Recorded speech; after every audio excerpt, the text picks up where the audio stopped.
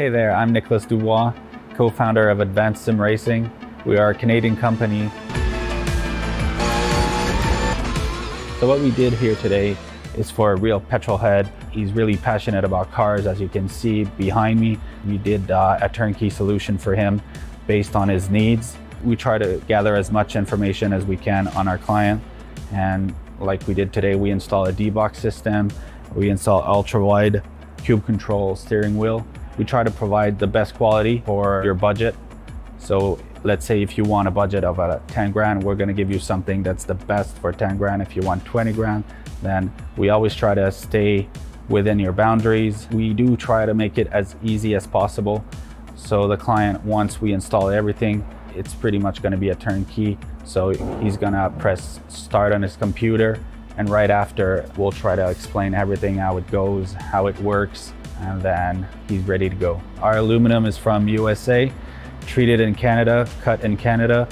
So we do sand all our aluminum piece just to make sure the powder coat sticks to it. And that's one of the reasons why we use powder coat, is to make sure you have the best aluminum finish in the industry. And our quality is beyond what you can get with any other competitors right now. We are really, really passionate about all the gear, all the cockpits, all the sim hardware, and that's why we want to create something that's really going to reflect our passion into our product. Come visit us at advancedsimracing.com. You can always reach us if you have any questions. You can call us, you can text us, you can go on Facebook, like our page, ask us questions over there, and we'll make sure to answer every questions there is. We are very passionate about what we do, and we try to make it as easier for you to go into the sim racing world, because there's a lot of gear, there's a lot of options, but let us guide you through your process, and let's hope you'll be an Advanced Sim Racing customer.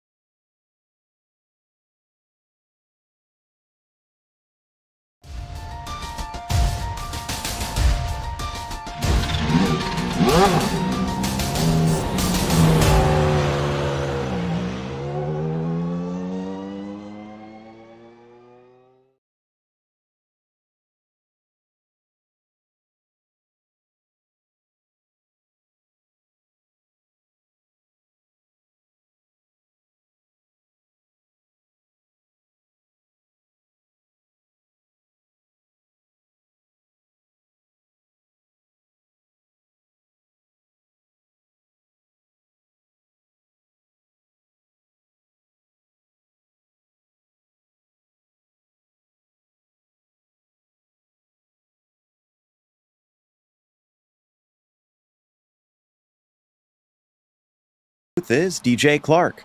Behind the scenes is our director, Robert O'Brien, and he's using cameras provided by Dougie Beard. First up is Daytona with the MX-5s. While this venue is famous for its oval, the road course has become just as renowned.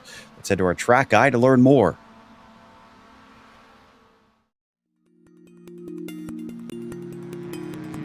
Welcome to the Daytona International Speedway. While many oval fans associate this Central Florida track with mainly NASCAR, the road course has gained just as much worldwide fame thanks to it hosting motorcycles and sports cars for decades. In fact, the flagship road race, the 24 Hours of Daytona, has become a major draw for drivers of all disciplines, many eager to have a go at endurance racing. The stats make this place sound relatively simple, with 12 corners on the regular road circuit and 14 on the NASCAR version, both spread amongst 3.5 miles. Indeed, a majority of the lap is spent on the oval portion, where you fly along the notoriously steep banking. But it's easy to underestimate the challenge presented to the drivers. The infield portion begins with the scary kinked entry of Turn 1. Not only is it the fastest part of the track, but the transition from the banking to the flat tends to upset the car as you slow it down. There's also the bus stop chicane on the backstretch. Added in the 80s, this is a tricky piece of circuit that punishes a poor exit severely, with it leading back into the latter half of the oval. As you'd expect, the long periods on throttle mean that drafting tends to play a factor in the racing. It also means passing isn't usually too great of an issue if you have the pace to catch someone. The more difficult thing is managing to gap your opponent so that they don't ride in your slipstream once you get by. With half a century of endurance racing collected among these walls, it's not unfair to say that road racers have just as much claim to call Daytona home. Fans who come to watch certainly won't be disappointed by the high speeds and fantastic thrills it invariably provides each year.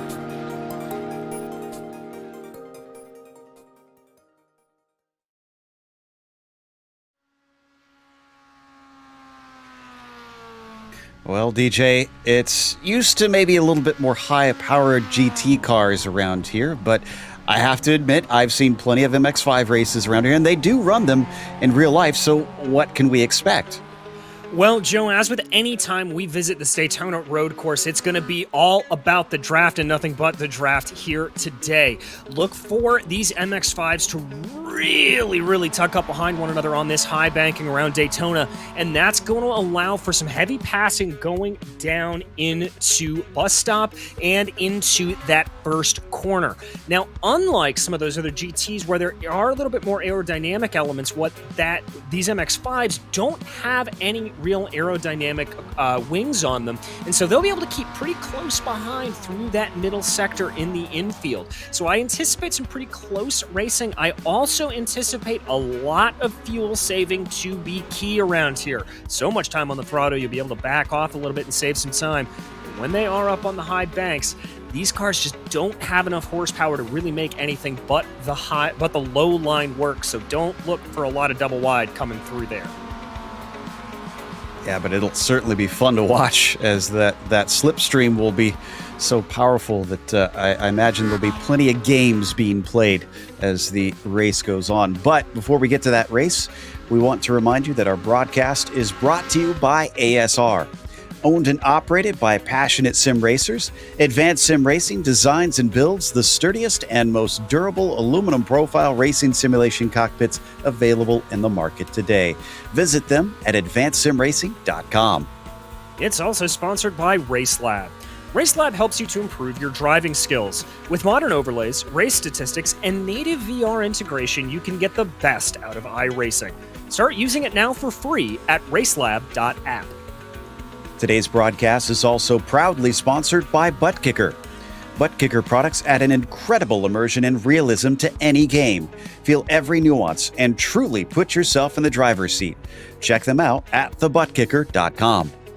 Today's event is also brought to you by SimMSA. Simulation Motorsports Affinity provides many consulting services, from completely customizing simulators to managing teams, individual drivers, and complete events. They're working hard to bring everyone together at one place to support and promote sim racing internationally. Find out how you can bridge the gap between virtual and real motorsports at SIMMSA.net. And finally, the PRL GT Series is brought to you by NinjaTrader. Ready to compete against the financial markets? Supporting over 60,000 users across the globe, NinjaTrader provides award-winning trading software and brokerage services. NinjaTrader is always free to use for advanced charting, backtesting, and trade simulation. Visit ninjatrader.com to get started with a risk-free trading simulator and start tracking your performance. As we head off to our championship, there's going to be a glaring omission here, and we do not see Frank Mossman anywhere on the standings. Unfortunately, he has been removed from the championship after the stewards have ruled last week's moment was an intentional wreck. So he will no longer be a part of the series, sadly. But what this does do is look at how tight it is at the top now. The top five all separated by about 19 points. And Holly's win does bring him back into the fray, but he's going to have to keep carrying that momentum if he wants to have a realistic chance. If we look at the team standings, that also gets quite interesting. It does indeed, Joe, but a little bit more spread out, as Miata Mafia now has an almost unassailable lead over Oh God Right Turns, and they pretty much have that second place locked up over the Jaeger Bombs there in third. From there on back, it might be a little bit of a battle with the Jaeger Bombs and Fossil Racing really only being separated by about 20 points, with RF Delta Sport, though, a long ways back in a field all into themselves. They're actually tied, though, with Diabolic Motorsports, both of them 413 points back. And for today's race, our details has another 35-minute event. It is open setup as usual, and they have those drive-through penalties at 13 incidents and disqualification at 17. There's a few spots we'll talk about that they can pick those up pretty easily. We'll get into that in a moment. But right now, we're going to try and give away one of the good points, a bonus for pole position. They also have one for fastest lap and for a clean race of less than 3 incidents on the track. Practice is actually just about ending here. But I mentioned those incident points. I know the area that I always had the absolute worst time with is in that bus stop. Nailing that and getting that good exit without cutting any of those corners and racking up those incidence points, or potentially a slowdown penalty, DJ. I wonder if that's going to be a major player in this race. I wouldn't be surprised if it is, Joe. The entry into the corner is normally relatively okay when you're looking at off tracks or those off course penalties. But the real problem is on the exit. It is pretty wide. There's a flat curb off to the left on the inside, and there you can see that rubbered in racing line, how you kind of want to go over it. And there are very, very infinitesimal gaps on it where you've got to be able to fly through. And it's very easy to draw that car too far over to the left, pick up an off track, or even pick up that dreaded slowdown penalty. So people are going to have to be careful about that and cognizant. And I'm not going to be surprised if we see a driver or two having some problems there through NASCAR 3 and 4.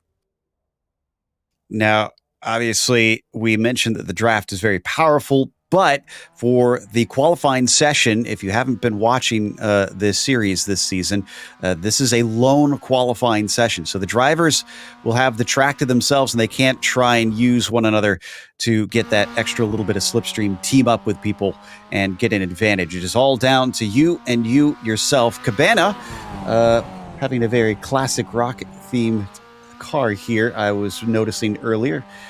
Big Pink Floyd fan, apparently, and I can't blame him on that as he comes up onto the NASCAR oval. And then this is Patrick Cowgill. Now, what I found was interesting is in the forums, DJ, some of the drivers were theorizing that some of these oval guys that have jumped over to this series this season would have an easier time out here. But the oval guys said that the bump drafting they were experiencing was not like they're used to in the stock cars. So they don't think it's going to help them here, which kind of surprised me a bit. Yeah, it surprised me as well, Joe, but I think really what it comes down to is just, frankly, the lack of horsepower underneath the hood of these Miatas just doesn't really have the same effect. And unlike NASCAR, where they do have a little bit more of a flattened nose, these Miatas, there is a little bit of a rounded edge to the front of the car there. As we watch Bradley Holly on board, just being able to kind of relax here a minute. You know, they're only going about 130 miles an hour past the start-finish line. And for a lot of these guys on iRacing, that's pretty slow. So it's definitely easy. But here's where you got to start thinking about it. This first corner, it's going to be a nightmare on the first lap. And it is so tricky to get right time in and time out. Bradley didn't think he got it right at all. No, he didn't. He was way off the apex. He knew he missed that one. It is a slightly slippery track. It's 97 degrees Fahrenheit currently on the surface, so they are experiencing some decent conditions. Well, I'd say that Matthew St. Aubin does not look all that invested in his qualifying session here. Hopefully he gets out there pretty soon.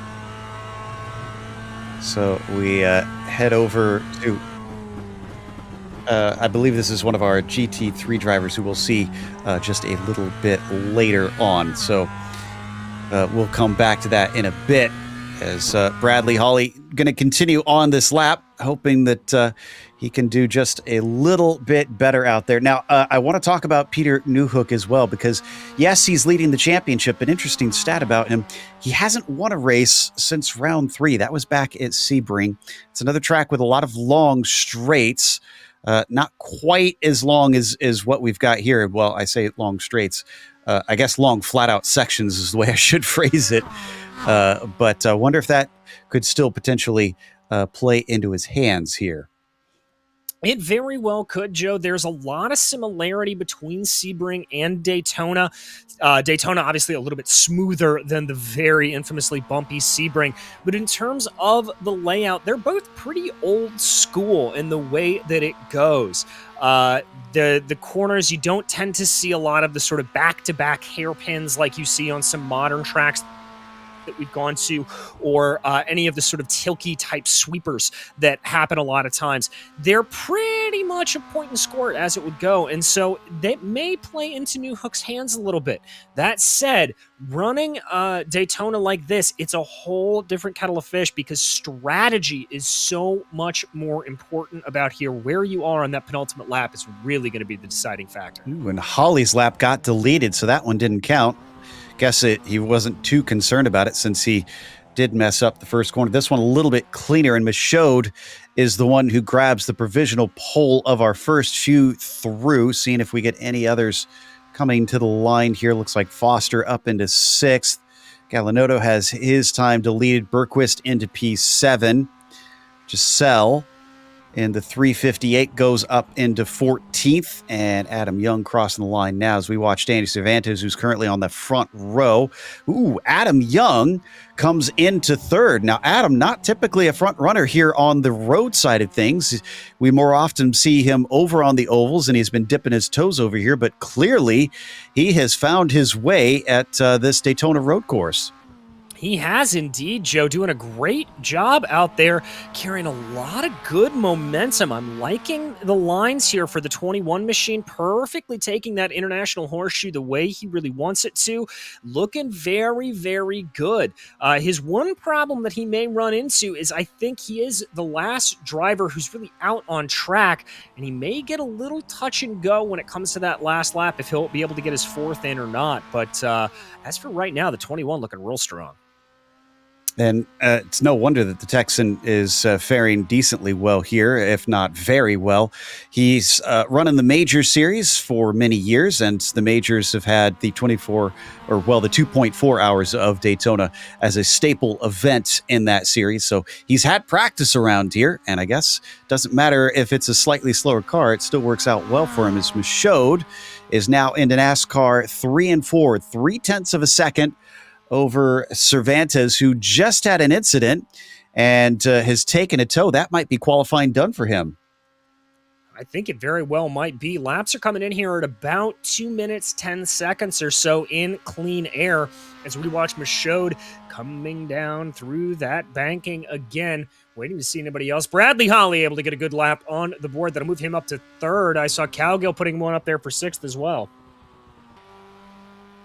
So Holly finally on the board, but he's only got 2 more laps here. And since they're running about 2:11s, I think make that really 1 as Jacques Boucher moves himself into 5th with his 2:11.1. So only Daniel Williams and Matthew St. Aubin need to set a lap. And poor St. Aubin has had both of his laps deleted. So this is really his last chance to make it stick as we look at Cabana out of the International Horseshoe.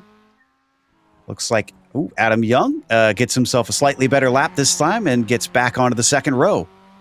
Another good lap there for the Texan. He's going to be one to watch out for, as I definitely think that if you are able to keep up in the 2nd or 3rd rows through the first trip through this infield section, you may be in good position to maybe try a move and get yourself on up and forward as we continue to watch Young work his way around. Yeah, it looks like Cervantes, Joe, is staying in the pits. I don't think he's going to be coming back out. Everybody out on track right now. Looks like this is going to be it for them. They're not going to have enough time to get their 4th one in. Yeah, Bradley Holly is going to be the first among them to cross the line next. There you see in the 184. Let's see if he can get it right this time without going off course. Again, they can't get a 1X through here by going past the track limits because it will delete their lap. And that looked pretty clean to me. So even though he's on, right turns, he's enjoying all the left turns that come with today's layout. And the 184 off of NASCAR 4 now, up to 125 miles an hour and climbing. Can he get the bonus for pole today? He's missed 2 races so far this season, and that's what put him as far back as he is. As he crosses the line, it is a 2:10.5. That is quicker, but it's not pole. It is on the front row. It is indeed, and Cervantes not being out there is not going to be able to respond. We watch Cabana here as he's coming into the line. Is Ian able to go any faster? No, it does not look like it. Now Bergquist surprisingly back in 10th. This could be a decent time. He crosses over. He's able to bump his way only up one spot, though, into P9. Todd Lewis, the next one. He has his lap deleted. This is Adam Young now, and he sits in 4th. What can he do? Is this going to be enough? And it looks like a slow one. Must have had a mistake at 2:12, and that will be it for his qualifying. Checking to see if we have anybody else, and that is it. So our drivers have finished, and the order is set here today with everybody getting a lap in at the least. That is good to see. But it is Michael Michaud who puts it on the pole for this group. Bradley Hawley will be starting to his outside. Danny Cervantes, even though he only had one timed lap, it was good enough for 3rd. What could he have done with more? Johnny Luna starts from 4th as Adam Young gets bumped down to the 3rd row, but still will start from 5th. That might have been the best qualifying we've seen from him all season. Peter Newhook starts from P6 as Jacques Boucher is 7th and Ian Cabana 8th. Then row 5 has Bergquist on the inside and Cowgill to the outside. In 11th, it'll be Sean Vincent, followed by Malcolm Foster with Jason Larson and Danny Duchesne behind them in row 7. 15th will be Pete Thomas, followed by Daniel Williams. In row 9 will be Matthew St. Aubin and Pete Bladden in 18th. 19th is Robert Gallinotto, and Todd Lewis will round out your top 20 with Mark Gassell lining up tail end Charlie in 21st. This is going to be interesting because normally most every series we see come here will do a rolling start since it does start on the banking.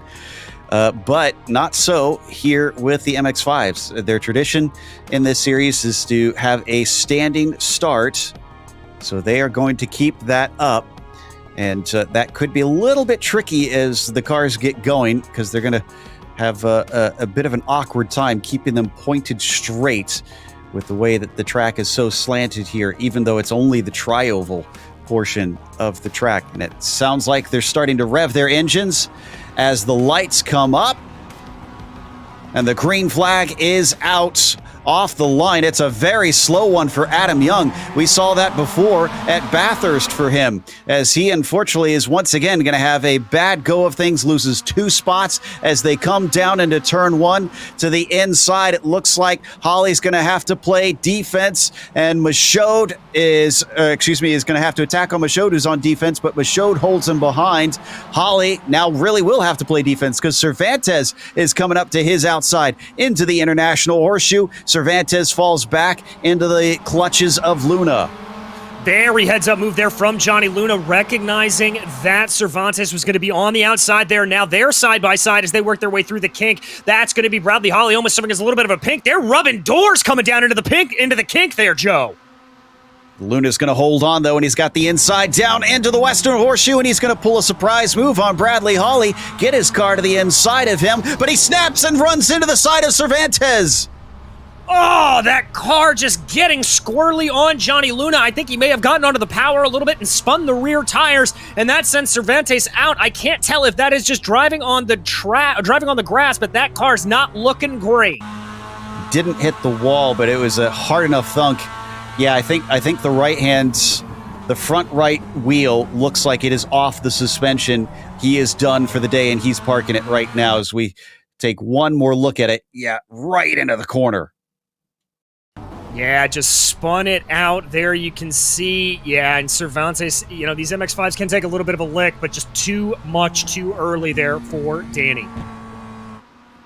Okay, into the bus stop for the first time. Michaud leads Holly, but that little bobble caused a big distance behind them. Boucher, as that is Jason Larson having a problem through the bus stop. So I think he's going to be able to get it going. But it is 2 seconds from P2 to P3.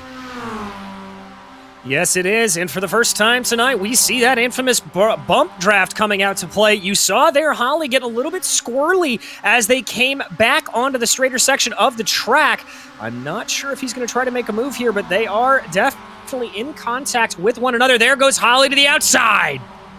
Taking a look. Is he just getting clear air, or is this a serious attempt? He's going to cut underneath as Michaud goes a little wide through the corner behind them. Look at how many drivers are coming in, trying to make some overtakes as they weave through the chicane as well. But our leaders, wheel to wheel, down into the International Horseshoe. Michaud will keep the lead. Behind them, looks like Boucher will be into third. Luna's behind him in fourth, but how damaged is that 14? And the battle rages on between Young and Cowgill out of that corner.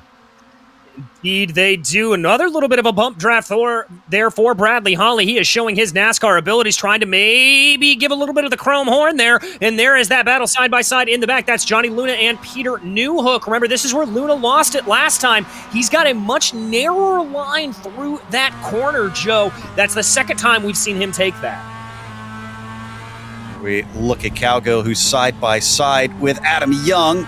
Young with the shallower line into turn 6, cost him, and Cowgill is able to scamper away, is up ahead of them. Now we see, and down to the low line, Newhook has been pushed over. He's allowed to finally come up there. They're not supposed to race on the apron. Luna giving almost another contact for the second time in 2 laps. That's one way to get an overtaking move there done, Joe. Just over on it. Ooh, Luna now looking down to the inside as they're going to get ready to break down to the horseshoe. Later on the brakes is Luna. Oh. He's going to check himself up, but he's going to be right into the side. Oh, and a big wreck from cars coming in. They could not avoid it. Now they're scattered across the track, and there's yet more cars piling in, unfortunately. It is a gigantic mess as we take a look at the replay. And as we watch from Johnny Luna, I kind of suspected this was going to happen from the way that the car was steaming into the corner. Just way too hot. Yeah, and his biggest problem with it is that car in front of him. If he had a clear track, he could have done it. But there you see the contact, boom, and now we look from behind. All of these drivers coming in at full tilt. Luna, that'll wake you up in the morning, Joe. Yeah, so that was, it looks like Kevin Berquist who made the head-on contact. Sean Vincent narrowly avoided it, I think. And it looks like Boucher also involved. Trying to see who else was a part of it. Boy, Danny Duchesne did a great job avoiding it. Looks like Daniel Williams also had a big hit involved in it. I see Pete Thomas also got a little bit of contact. Otherwise, I think everybody else at least managed to get through, at least with minor damage. Yeah, and as I said earlier, these MX-5s, they can take a little bit of a thwack, so they should be relatively okay. But we refocus our eyes here after that massive kerfluffle and focus in on the battle for the lead. Michaud continues to lead Bradley Holly here. So these two now have a gap of 5.2 seconds instead.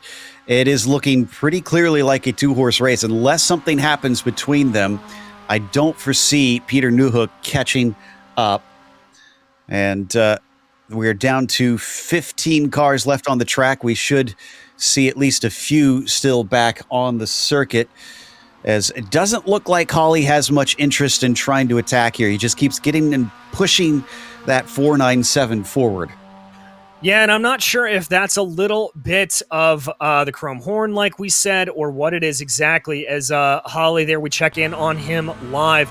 Remember back at the Red Bull Ring, Joe, he was saying that he was definitely using a little bit more of those NASCAR techniques, just trying to see if he could get we've had another accident. Sorry, we've had another big accident. Robert Gallinotto in the bus stop got a little bit out of sorts, and this starts with Foster getting loose in front of him. He tips Gallinotto, and then from there, Gallinotto unfortunately getting clear into the side of Larson, who can't be the biggest fan of the bus stop at this stage after having 2 incidents and 3 laps.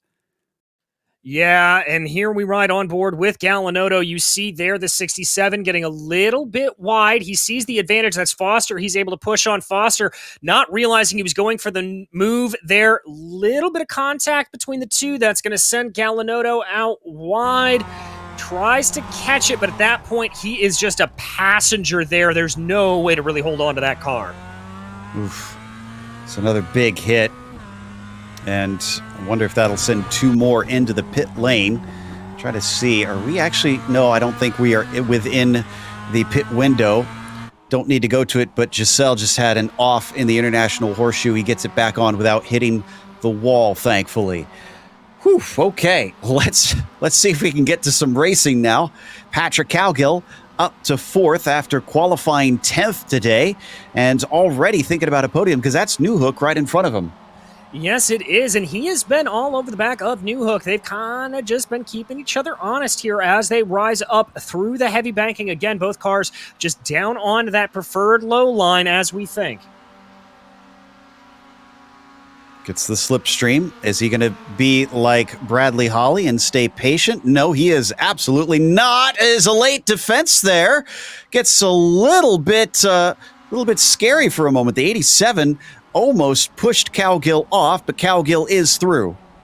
Yes, he is. So Patrick, who's one of those drivers we talked about that it's a little bit more known for the oval racing here and is familiar with turning left a couple of times more at Daytona, but he is on and up through. I don't think he's going to have this one easily. Newhook looked like he wanted to fight it, so I expect him to try and go back on by. And he's got the momentum, 125 miles an hour for Cowgill versus 129 already for Newhook, 130. And he's already clear. And this is what we were talking about, the ease with which drivers are able to overtake. Yeah, it's just that classic slipstream effect, Joe, although it looks like the 31 has a little bit of speed there. He's going to keep him honest. Now, what these two are doing with the constant battling back and forth that they had, you saw in the back of your screen, Adam Young and Sean Vincent are starting to catch them. Adam Young in particular, I think by the time they get back out into NASCAR 1 and 2, they'll be able to get a little bit of the draft off of him. We could see a 4-car battle shape up here. So it looks like Johnny Luna has officially DNF'd because I do not see him in the session now. So yeah, the 14 looks like he has called it a day. We still have 5 other drivers that are trying to take repairs that may see at least an advantage in trying to continue on and scalp a few positions. So we watch Todd Lewis right now. This is in 8th position. He is gone up from 20th on the grid, so second to last of our drivers, just by surviving today. Yeah, he's definitely looking very, very good with that. He's just got to keep his eyes focused ahead for the next 25 or so minutes and hope he doesn't have any mistake fall to him as he makes his way now out onto the banking. Notice there how smooth those drivers are taking it. We haven't really had a chance to talk about that transition from the flat up into the banking. You really want to be as straight as possible on that steering wheel, not try to put too much motion into it, as that could cause the car to just get a little unsettled. We've seen some drivers lose it there through that turn 6-7 complex before. And you can see Newhook is definitely losing time to Holly consistently. So this is not just to him getting involved in a little bit of a battle there. He's definitely sliding the car through the bus stop chicane and thankfully does not lose it. As we take a look at on board with Cowgill now. And it looks like Cowgill, much like Bradley Holly, using some of that bump draft here to see what he can do. They separate out as they cross the start-finish. Cowgill looks about going down to the inside now. He's going to break a little bit earlier, maybe look for a crossover move there. Newhook defends it well, positioning that car right in the middle of the track. That's some heads-up driving from the 87 of Peter Newhook. Yeah, I think he knows exactly how to play this one. So into the International Horseshoe, so named because if you look up to the left there, they have all the flags of various countries that race here. Usually in real life, they actually pull up the flags of the drivers and put them on the posts, but I'm not sure if they actually do that here in the sim. I'll have to check and see what they've got there because I don't know that they actually change from race to race. And down into the Western Horseshoe, much simpler explanation for this one. It's the western end of the infield. So as they now come to the exit, on turn 6, Cowgill still hasn't fallen out of the slipstream, so he should be able to pull right back up to that bumper. He should indeed. Just got to maximize that exit, and there he did indeed. Simple, smooth, back up onto the banking, touchdown. Get as close as you can to that yellow line without crossing over it. If you do cross over it, we saw that earlier with Peter Newhook. Remember, the cars do not like that at all. Not only will they probably bottom out, but definitely lose a lot of speed doing so. And there you can see that speed differential. Cowgill coming up behind. I don't know if he's going to be brave enough to make it work. Looks like he's just going to stay in line through the bus stop. And you saw that defensive move from Newhook once again, this time a little bit more aggressive, really making it clear to Cowgill that he doesn't want him ahead. I think he would prefer that the two of them work together, but I do also think that Newhook thinks that he is quicker than that 31. So desires the track position. An update on one of our drivers, at least, that was involved in that opening huge wreck. Kevin Bergquist is back out on the track in 16th, but he's 2 laps down. So is Cowgill going to make a move this time? No, that looks like a bit of a lift to me. Yeah, I think Patrick is relatively content to just sit back on that for now. This could be where we see that fuel-saving game coming into play, Joe. He's just thinking about how to be as easy as possible on that right pedal and maybe try to overcut Peter Newhook here. Yeah, even if they pit on the same lap, he should have a much shorter pit stop just by virtue of how little he's been on the throttle on the oval portion. But he also, I think, maybe needs to bump draft a little bit more, too, because Holly has been doing that a lot. And from what we're seeing, the lap times are significantly faster. And I don't think that is strictly down to the infield portion. I think that there is some of their strategy happening here on the oval that is helping them out. Let's look at the speed differences. I'm curious to see if we can try and see if they are actually getting to a higher speed by the end of these straights. All right, we take a look at it here. Newhook there we go. Looking at it as they start to rise, that's about 123 miles an hour from my estimation for what they were able to get at the end of the straight. Looking to see without that updraft, 127 for these leading two, and it's going to be tickling. It's about 127, 128 for Cowgill. Interesting. Well, Cowgill was also in the slipstream, but it was 127 as well for Newhook. So let's watch it here on the second portion. Maybe this is where it makes the bigger difference, because Holly wasn't fully bump drafting down the backstretch, and he's going to hook up, it looks like, maybe right about here. There he goes. He's in a straight line. He feels confident. They're up to about 130 here coming into the tri-oval portion. And is he going to back off at this part? Yeah, there he goes. 132. And as Newhook and Cowgill get to that same spot, 130. So yeah, there is a slight difference. And over enough laps, I think that has been gapping them. Yeah, I think that's it. And Patrick just looking a little bit hesitant to want to make that full move on the bump draft. Maybe just not wanting to run the risk of getting an incident, Joe, or just doesn't fully trust the car as it's going around. He is getting a little closer, though. I wonder if he's kind of understanding. I believe, I need to double check to see if he is on the same team. Yes, he is. He's on the same team as Bradley Holly. They've got to be communicating. And I'm sure that Holly's letting Cowgill know you got to really be on it and be willing to race close here to get the lap times. Yeah, indeed. And that's one of the things that we mentioned a couple of times in other series, just in terms of that inter-team communication and how drivers are able to talk to each other. And it can be very, very helpful. The other thing that it may be doing is Holly may be able to be telling him fuel numbers of this is what I've got to do. This is how I'm doing on it. Here are the places that I get it. We're going to jump back here. This is a three-way battle in the middle of the field between Bladden, Larson, and Thomas. And Larson has to have gotten some damage on that car, I would imagine.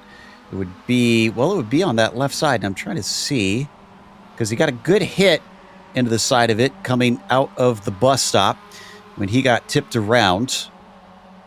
But from our angles, I'm not quite seeing it currently. Looks like there's some scratches on the left side door there, Joe, so that may just be a little bit cosmetic. There, you can definitely see it as that 13 machine comes by. Yeah, the paint chipped off there. Not sure if there's actually any damage to the chassis itself. Whoa, here we've got a little bit of a pass going on. Todd Lewis managing to get by Malcolm Foster as, and Michaud is in.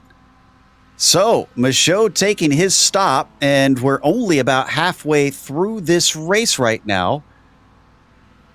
And it looks like Newhook is in as well. Both of those Miata Mafia drivers. So some team tactics. But I wonder if Michaud didn't like what Holly was doing, saving some fuel behind him. I wonder if he felt like it's better to try and pit early so that he can prevent him getting more of an effect, as we got a pass on screen here down into the first corner. And it looks like Foster and Lewis, oh no! And getting a big hit. Daniel Williams did not anticipate the braking. Foster gets sent out, and behind them a separate incident as Bladon is suddenly spearing into the inside pit wall. He got a bump actually himself from Larson. Yeah, he did. We're going to watch here from Williams this first incident. This is on board with the 38, and we should see he comes in here. Yeah, to see how much more speed he was carrying in, trying to go for a little bit of a dive bomb, and boom! I'm not sure if that was an attempt at a dive bomb. I think he straight up outbraked himself. If it was extremely ambitious. And then there's the second incident behind him. Now, unfortunately, that sent him literally into the pit exit barrier. And I've done that before myself. It is both embarrassing and pretty easily race ending. Yeah, you saw all the damage there on the front of that number 7 machine. So we're going to look out the back here. Larson, I think it was the same problem that happened with Williams, just outbraked himself coming down into that first turn. And blammo, there's the hit. And that's going to send Bladden right around. Big contact into that attenuator, the front of that Miata. Well, it's seen better days, Joe. And I think Larson is suffering now. I'm trying to see if this is him lifting. Yeah, this is actually the speed for Larson. He is only able to get up to about 102 miles an hour, unfortunately, as looks like Holly's responding to the pit stop from Michaud and Newhook. Looks like Adam Young will keep going. Cowgill is in pit lane. I see Todd Lewis in.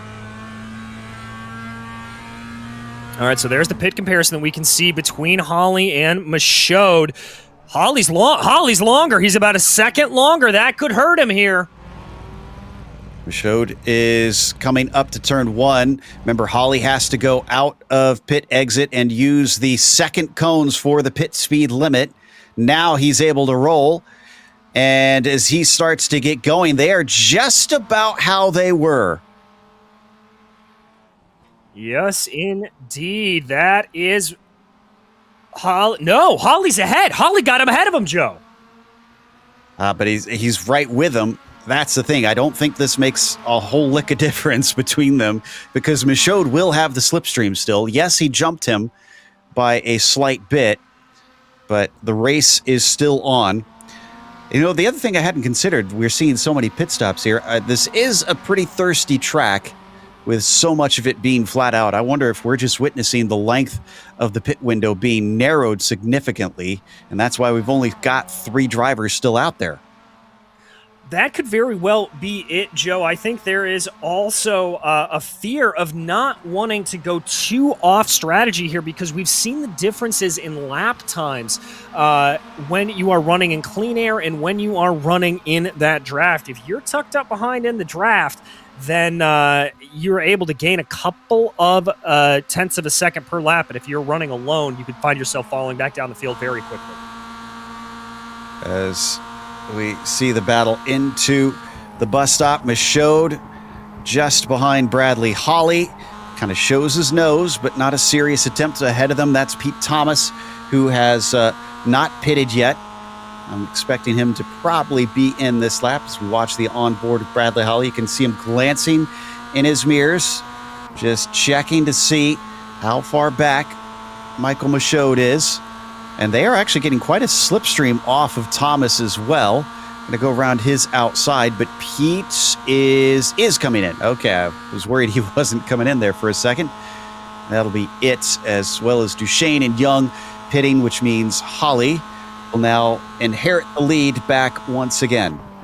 Yeah, and Michael Michaud not looking too aggressive there to try to go into turn one, not looking like he wants to really go for the move quite yet, but he is just going to be tucked up there behind you. Remember, this is where you may start seeing these guys doing the reverse math, figuring out where you want to be on that final lap. I really and truly think you want to be tucked up behind somebody coming out of the bus stop with the white flag flying. That is going to be the best place to be. It's going to be a thriller down to the finish for sure. By the way, Newhook came out about 2.4 seconds ahead of Cowgill, but they've got Danny Cervantes between them, who's returned to the track. And he could act as a stepping stone here, and Cowgill could jump his way up to Newhook. He could, and the same is true right behind them with Robert Gallinotto and Adam Young, but Gallinotto looking a little bit feistier in that defense. So there is Cervantes there for the Jagerbombs team, the number 25 right in the middle. Cowgill, you see him in the back of the shot there. So that is that leapfrog that the 31 is going to want to use to try to pull himself forward. Yeah, he's definitely got to hustle a little bit because Cervantes is a ways in front, and it looks like Michaud wants the lead back because he just took it from Bradley Holly. Holly doesn't defend. He just holds to the outside. They get back to single file now that they hit the bus stop. Indeed, so this may be some of that gamesmanship from Holly. Maybe we just see him be content to stick up behind. He's already going to try to go up here in the bump draft there a little bit coming through the corners. So this is Oh God right turns versus the Miata Mafia here in terms of teams, and he is really pushing him all the way through the corner and now along the chute up towards the tri-oval. He's gotten very comfortable doing this, it seems. And now he finally kind of pulls out to the outside, tries to take the wide entry into the racing line. There's going to be a car to his inside, but he brakes way late, a little too far to the outside, unfortunately, so that won't be the pass done. And it's interesting to see Bradley Holly performing so well because there's been some races where he seemed to lack pace. Here, he's doing very good, and he's coming off of a win last round, which was his second of the season. He would have been much higher in the points if it weren't for the fact that he did not attend two of the races. His 19-point gap actually might have been him leading the championship potentially if he had performances like this in both of those rounds. But since one of them absolutely counts as a 0, as the other one will be his drop week, it puts him a bit behind the 8 ball. So that'll make the chemistry of these last few races really fascinating to watch, DJ, because he certainly seems to have his mojo back, and he seems to be quick here late in the season.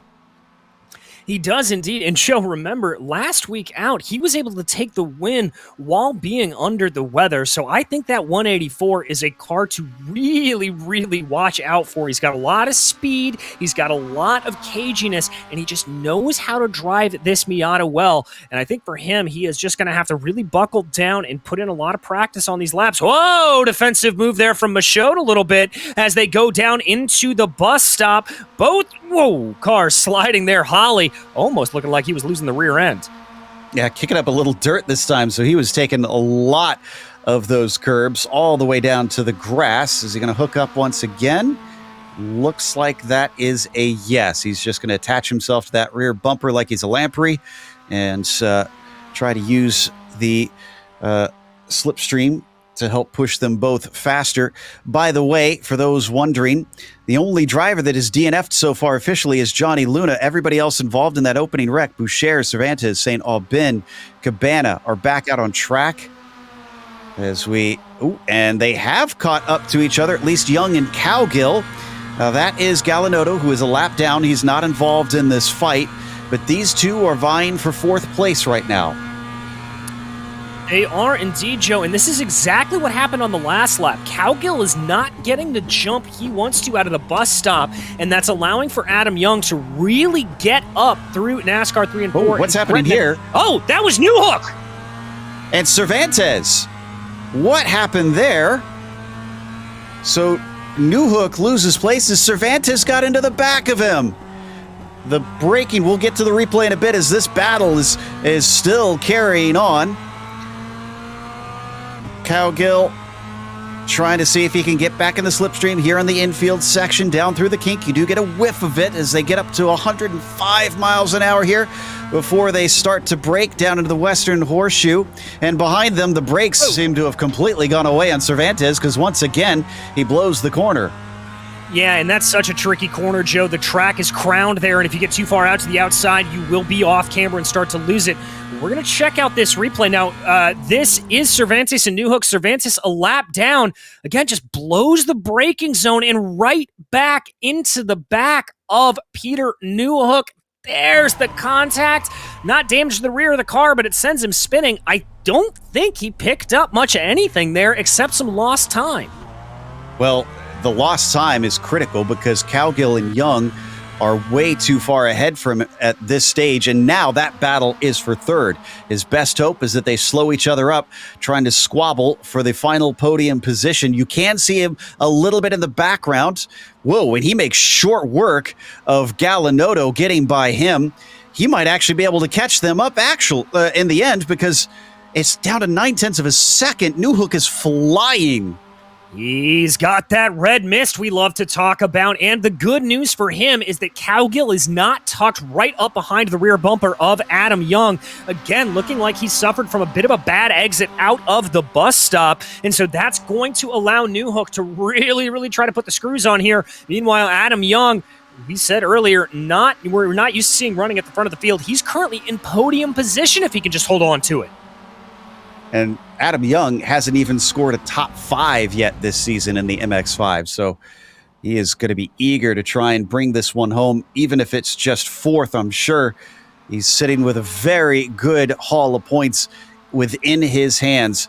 Already, Patrick Cowgill being hounded by Peter Newhook and down into the International Horseshoe. He tries to square off the exit.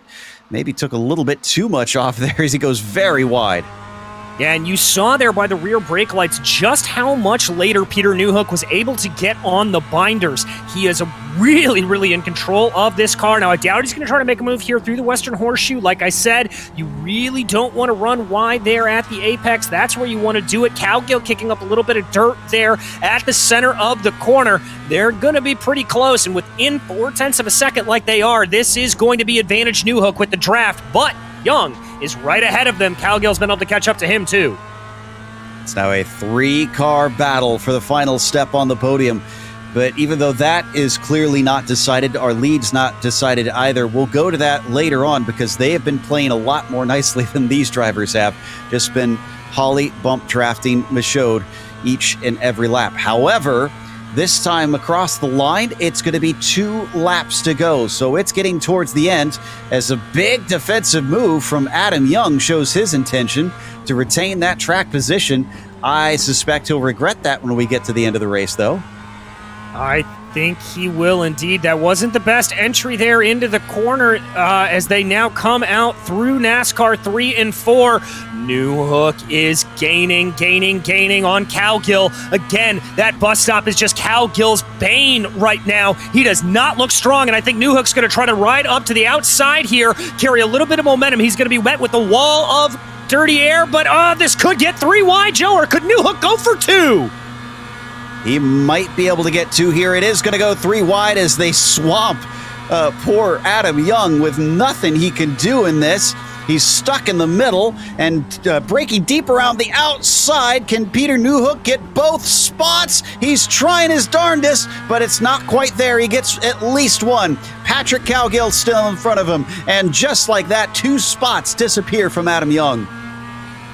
Oh, that has got to be a little bit heartbreaking there from Adam Young. He takes a narrower entry into the corner, and there's Danny Cervantes again. Lap traffic coming up behind. He may play a little bit of a spoiler into all of this. And so now Newhook is going to focus his eyes again back on the 31. He's basically just got 2 more corners here to keep this nice and easy before he'll able to take full advantage of the draft. If I'm Adam Young, I wouldn't be too sad about this because, frankly, it seems like this is where he wants to be. The slipstream out of the bus stop is monumental today, and if he gets the right exit, he could find himself catching both of them by the finish line.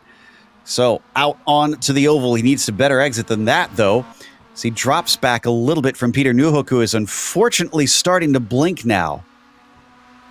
Yes, he is. That's the last thing any of these drivers want to see have happen, but look at that overspeed there from Newhook. He's going to try that same move he did last time, moves out to the outside, this time just through 1 and 2. Can he carry the speed onto the backstretch? It looks like he's got a nose ahead. He does! So back onto the podium for Peter Newhook, but this story is not over. They should be able to fight back later. Do they fight back this lap or do they try and wait? Adam Young has got potentially some help. Yes, he does. Danny Cervantes is going to hook up with him as we get the white flag for our leaders now. Yes, indeed. They're crossing over the line. Still Michaud leading Bradley Holly. There you can see it on your screen. Holly looks a little bit wider there through turn 1. Whoa! Almost sideways there for the 184, but able to keep it together. We've seen Holly do super speedway racing before. We know he knows how this works as we do go side by side with 2 pairs actually into turn 1. And now they're going to go 3 wide with Cervantes, who's a lapped car. He doesn't need to be involved in this necessarily. Adam Young back up to the point, but will he suddenly find himself swapped around by the time they get out of NASCAR 4?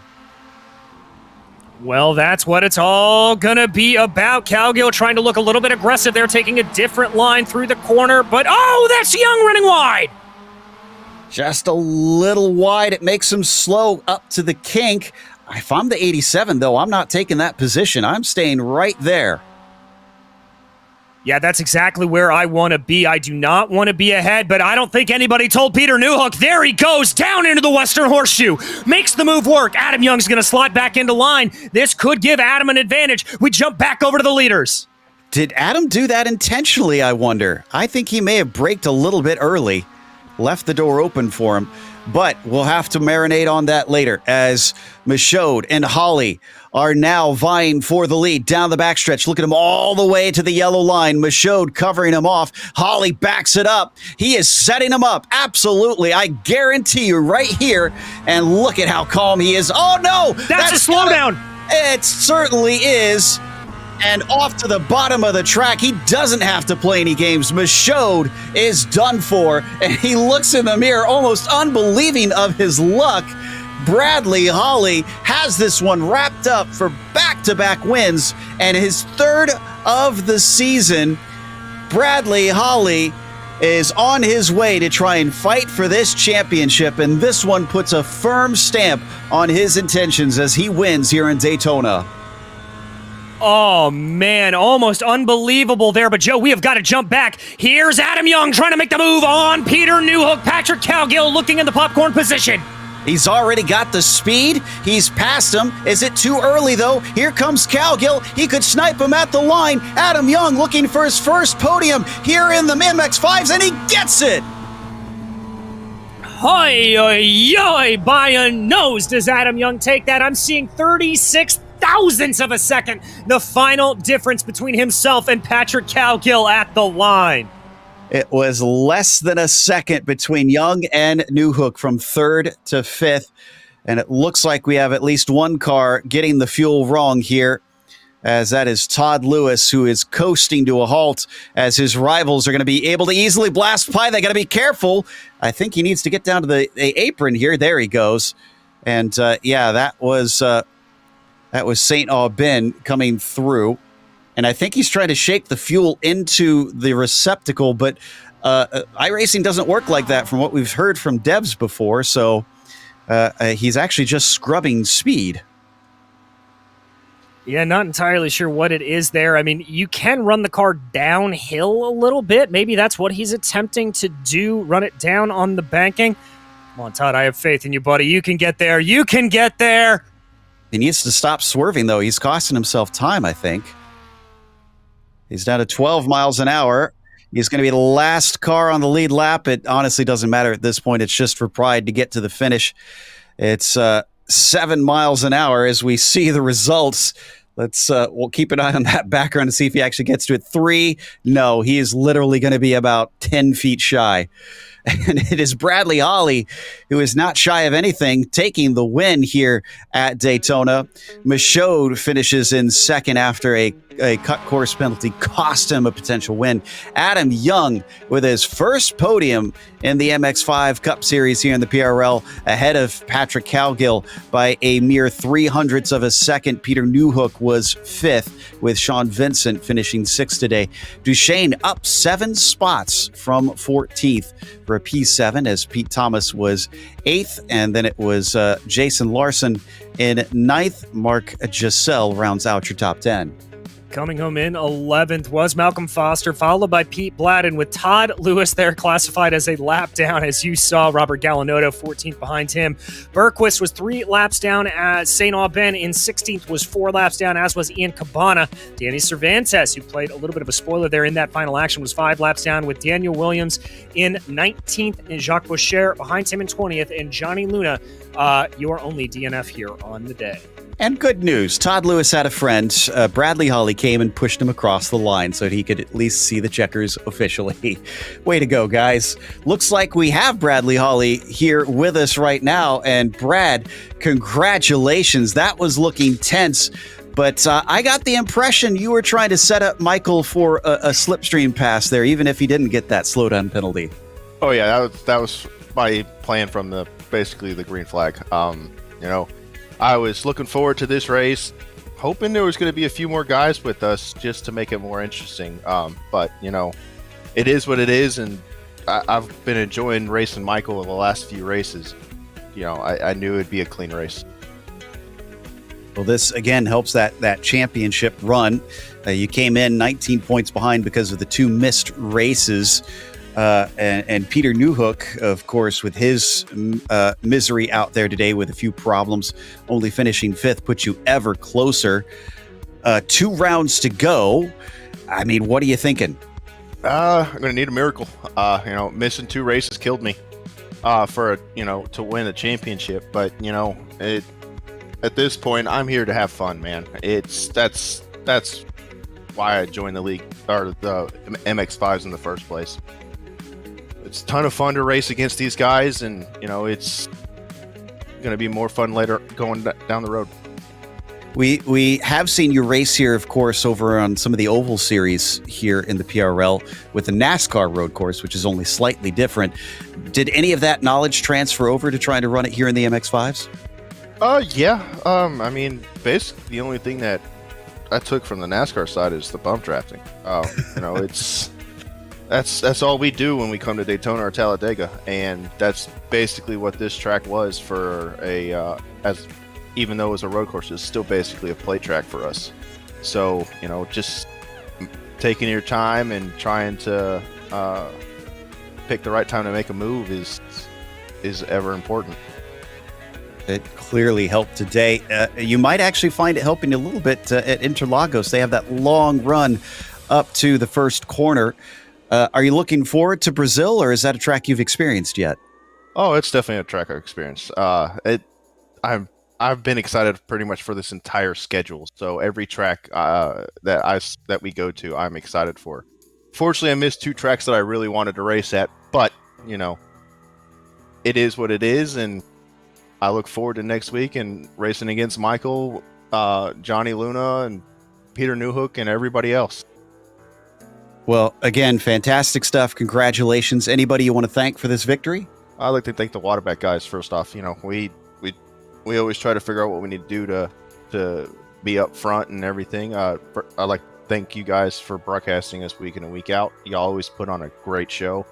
And everybody in the PRL organization, it put a lot of heart and soul into getting these leagues going and making them as fair as possible.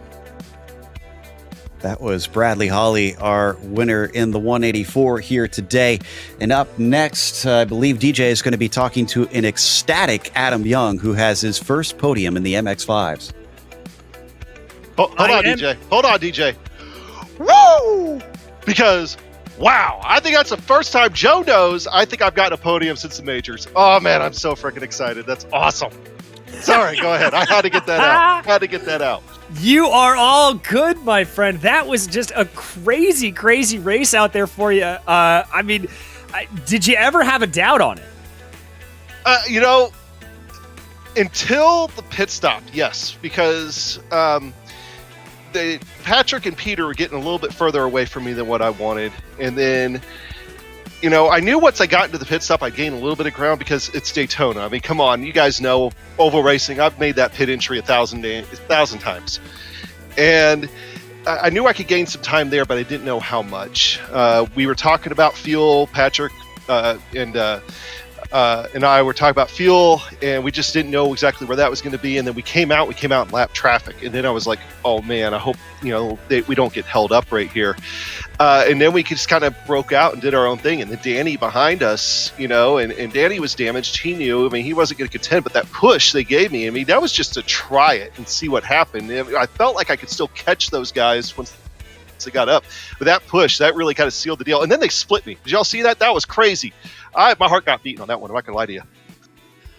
I mean, you had our hearts beaten up in the booth, Adam. Talk me through that last lap. I mean, seeing Cowgill coming up behind you like that, what was going through your mind? Were you doing the sort of lean ahead to try to, get yourself to go a little bit faster? Well, I got to play the teammate thing there a little bit too, and I mean, great racing by Peter Newhook, by the way. That was phenomenal. That was great fun. And but when it came down to that last lap, I had both those guys behind me, and I knew I was going to have to try to bob and weave, but you can't do that too much in these MX-5s. And then try to break that up a little bit. So I knew once I could get past Peter, I would be good. And I knew I had to wait until after the bus stop. But once I did, and then he had Patrick coming up behind me, but Patrick had a little bit of front end damage. He wasn't sure if he could quite get there, but I was definitely doing my best to try to help him pull him past Peter. All right, well, I got to ask you, man, going forward, how do you think the rest of the season is going to go? Do you think you can repeat? Man, I don't know. We went to one of my better road courses a few weeks ago at Mount Panorama, got my first top 10 in the series. Felt like I had a good car. I already forgot where we were last week, but last week in lap one, Austria, Red Bull Ring. And then today I knew that this was probably going to be my best chance absolute, just because I've done thousands of laps here in 24s and the majors and everything else. And I was itching for this place. I almost didn't make tonight, and I was itching for this place. We're glad you made it, Adam. Anybody you want to thank for the podium here tonight? Obviously got to thank Bradley, Patrick, Danny. Doyle couldn't make it tonight, but thanks to Doyle. And, obviously PRL. We put on a great show here on the PRL. You see that. We definitely do in the truck series, and we'll be seeing you guys again on Wednesday night. We'll be seeing you there as well, Adam. That was Adam Young, one of the podium finishers here tonight. Joe? Which is going to close out our interviews, but there is more racing yet to come. The GT3 Pro Series will be at Suzuka.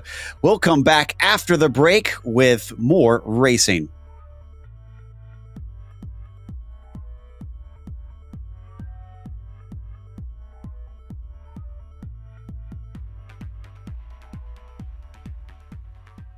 Hey there, I'm Nicholas Dubois, co-founder of Advanced SimRacing.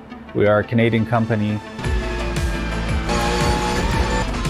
So what we did here today is for a real petrol head. He's really passionate about cars, as you can see behind me. We did a turnkey solution for him based on his needs. We try to gather as much information as we can on our client. And like we did today, we install a D-Box system. We install ultra-wide cube control steering wheel. We try to provide the best quality for your budget. So let's say if you want a budget of 10 grand, we're going to give you something that's the best for 10 grand. If you want 20 grand, then we always try to stay within your boundaries. We do try to make it as easy as possible. So the client, once we install everything, it's pretty much going to be a turnkey. So he's going to press start on his computer, and right after we'll try to explain everything, how it goes, how it works, and then he's ready to go. Our aluminum is from USA, treated in Canada, cut in Canada. So we do sand all our aluminum piece just to make sure the powder coat sticks to it. And that's one of the reasons why we use powder coat, is to make sure you have the best aluminum finish in the industry. And our quality is beyond what you can get with any other competitors right now. We are really, really passionate about all the gear, all the cockpits, all the sim hardware, and that's why we want to create something that's really going to reflect our passion into our product. Come visit us at advancedsimracing.com. You can always reach us if you have any questions. You can call us, you can text us, you can go on Facebook, like our page, ask us questions over there, and we'll make sure to answer every questions there is. We are very passionate about what we do, and we try to make it as easier for you to go into the sim racing world, because there's a lot of gear, there's a lot of options, but let us guide you through your process, and let's hope you'll be an Advanced Sim Racing customer.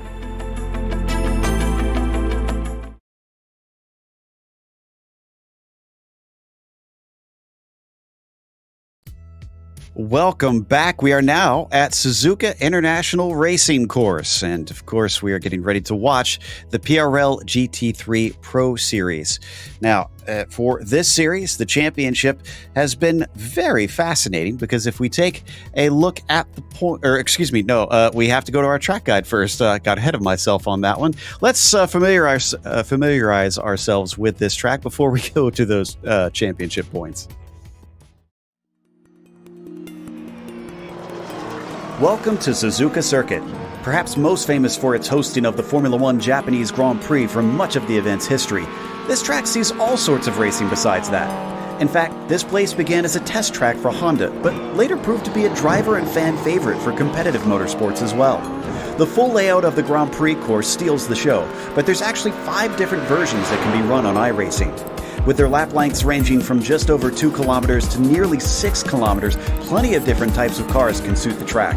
GT racing and lower-level open-wheelers are quite popular, but motorcycles are also a staple here.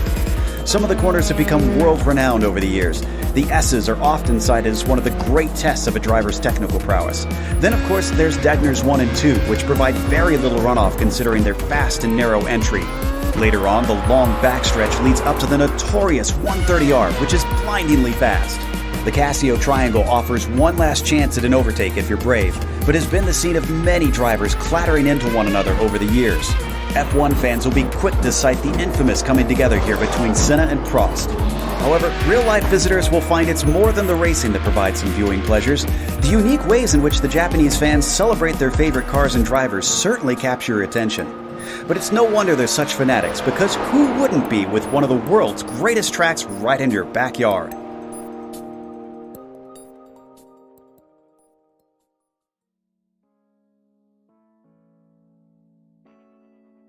Well, there we go, DJ. A little bit of a look of what is involved in this track. But GT3 cars going to be slightly different from the F1s that are usually seen racing here. Yeah, indeed they are, Joe, and I think it's actually going to help them a little bit, because in those open-wheel Formula One cars that we're used to seeing, there is so much speed and so much downforce that is generated that it gets a little tricky to follow around here. But in these GT3s, specifically coming up through the first and, let's say, second and a half sectors, up through the Snake, Dunlop, and Degner bends, you're going to be able to keep things nice and tight. May see a gutsy overtake or two going down into Hairpin, but the best place to overtake, that's probably going to be going down into the Casio Triangle, or maybe even setting it up and going down into Turn 1, Kimi Räikkönen style. That should be fun. These drivers will still get quite a bit of slipstream on those long straights. Now we can finally go to the championship. I was just so eager because if we look at this, a tie for second place, only 9 points behind Daniel Ferguson, with Lasher Wright and Stephen Ash still kind of in with a shout, as we saw with Bradley Holly. It's going to take some big effort for them to try and really get into it. But the real important stats, I should say, nobody's had more than one win. Nobody's had more than one pole, and nobody's had more than one fastest lap. It is incredibly evenly matched. With that, let's go to the team standings as well. Well, it's a little bit more spread out in the team standings with ASRX Able Esports 65 points ahead of Pure Sims Esports, but there it is, very close of a battle for P2. Pure Sim leading Vendaval Sim Racing Black only by 2 points, and Punto CL Racing Black only 6 points behind them. So with that battle shaping out, that is certainly one to keep an eye on. Davidson Motorsports sits in 5th, but only 1 point behind them is Final Lap Racing Team Red, so even a battle there for 5th shaping up as well, Joe. Now, this is going to be similar to what we just watched, of course, except it's going to be 5 minutes longer. It is also open setup for these cars, but they're definitely a little bit faster than the MX-5s.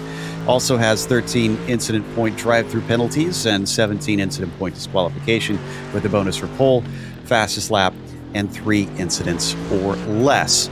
And they're in fact, taking on that qualifying session right now. Lasherite actually currently has the provisional pole, but we're missing about half the field to get a lap in. And much like what we saw with the MX-5s at Daytona, it takes some time to get around, just under 2 minutes to circulate.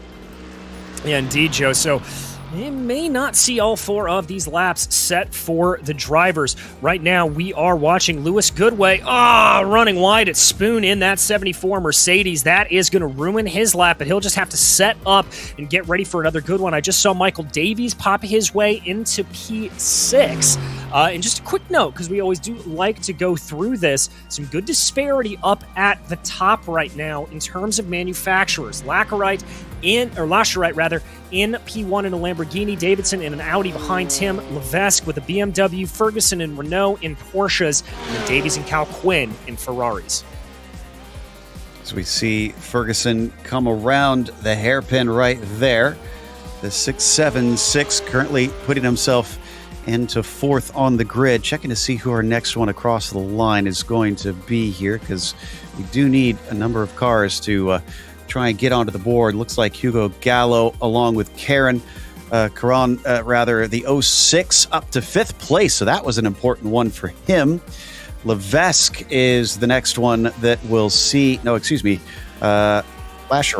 is going to be the next one we'll see in his Lambo on the provisional pole, but that lap gets deleted as he must have had an off track somewhere. Campos Del Rio suffers the same thing. So does Davison and Cal Quinn. What are they doing out there, guys? The track is between the white lines.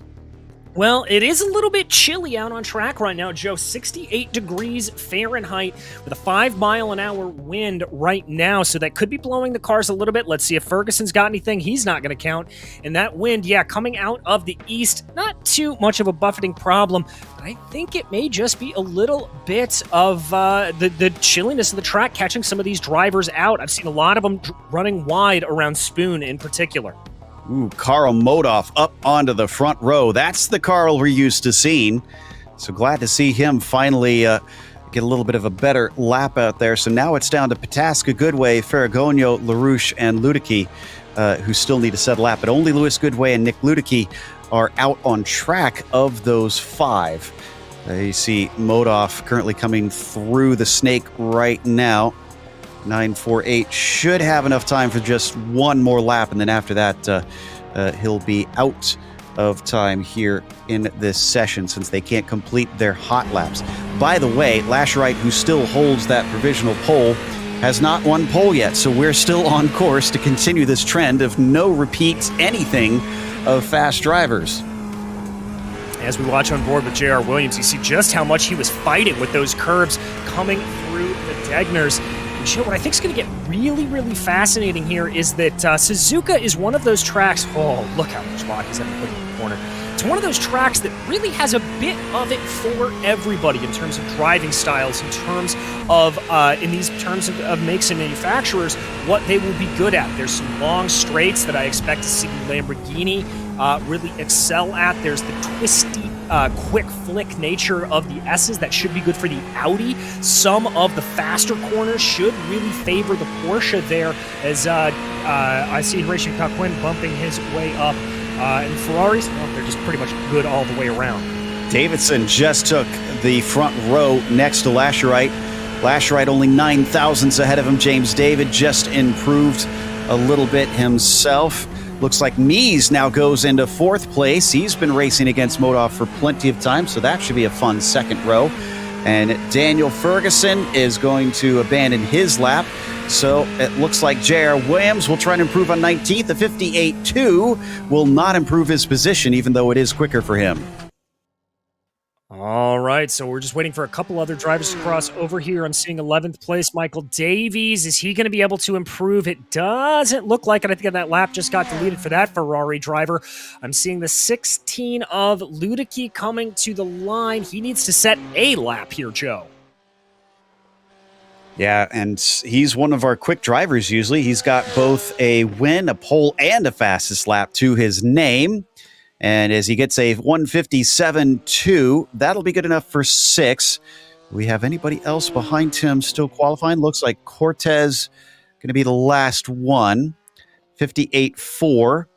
And he was last on the field to have set a time. He'll stay last on the field to have set a time, with everybody now finished. So let's go through the starting order here today for round 8 of the PRL GT3 Pro Series. Antoine Lasherite takes his first pole of the season, as Alexander Davidson will start from 2nd and Karl Modov P3. It is Rodrigo Mies to his outside, with Guillaume Levesque in 5th. Nick Ludicky will be P6, and Daniel Ferguson only good enough for 7th there, our championship leader. Andrew Caron will be in 8th as Ian Gagnon Renault starts 9th. To his outside, it'll be Cal Quinn rounding up our first slide. Starting off in 11th, it'll be James David, followed by Michael Davies with Louis Goodway in 13th and Patricio Campos del Rio in 14th. Row 8 is going to be Hugo Gallo and Teddy Lowendick, with Jeffrey Ooms and Manuel Scully lining up behind them. Row 10 and 19th, it's Christian Raditz, and then rounding out your top 20, it is going to be J.R. Williams.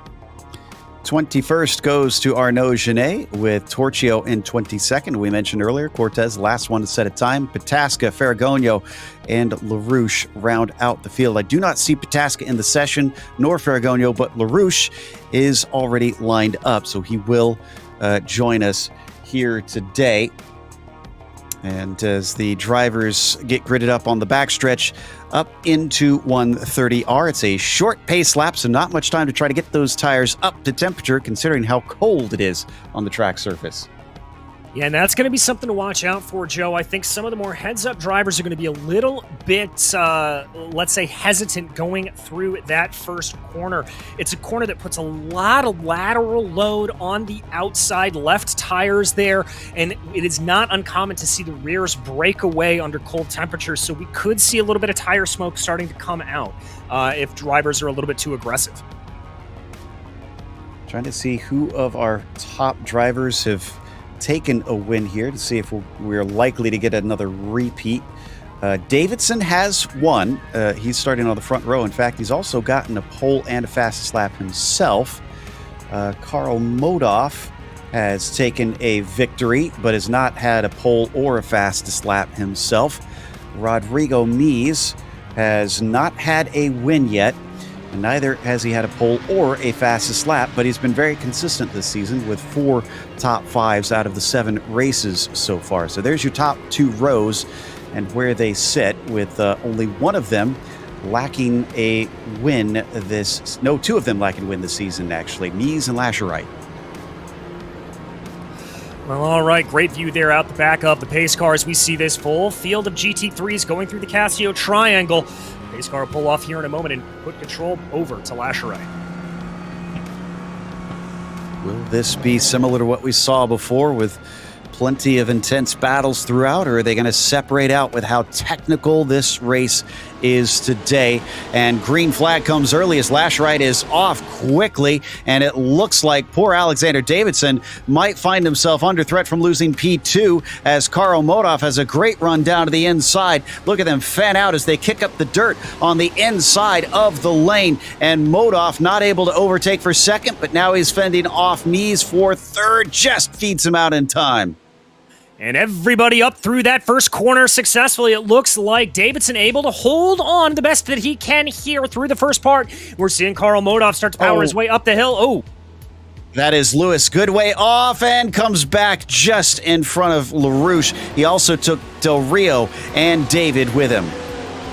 yes, he did. We focus here up ahead, though, on Karl Modov. That Porsche looking a little bit squirrely coming up through the S's, but they're going to go single file here through Degner as somebody else is off behind. Is that Teddy Lowendick? It is in the Dunlop curve. I think he got just a little loose on those cold tires, hit the wall. Unfortunately, had at least two more cars hit him. Looks like Genet and Ooms, who also collected Raditz. We'll try and get to that in a bit. Here's the first incident. You can see once again getting squirrely. Goodway just causes a chain reaction. Yeah, it looked like Lewis just ran over the grass a little bit. You could see it right there on about the second part of the snake. Just gets a little bit off up and into it, and that is enough to bump him into that car outside. Here we watch on board with it. It should be in the right-hander here is, I believe, where he starts to get it. Watch his hands here. Yeah, losing the car. Bam. And that's a big hit there with the car before he slides back into the track.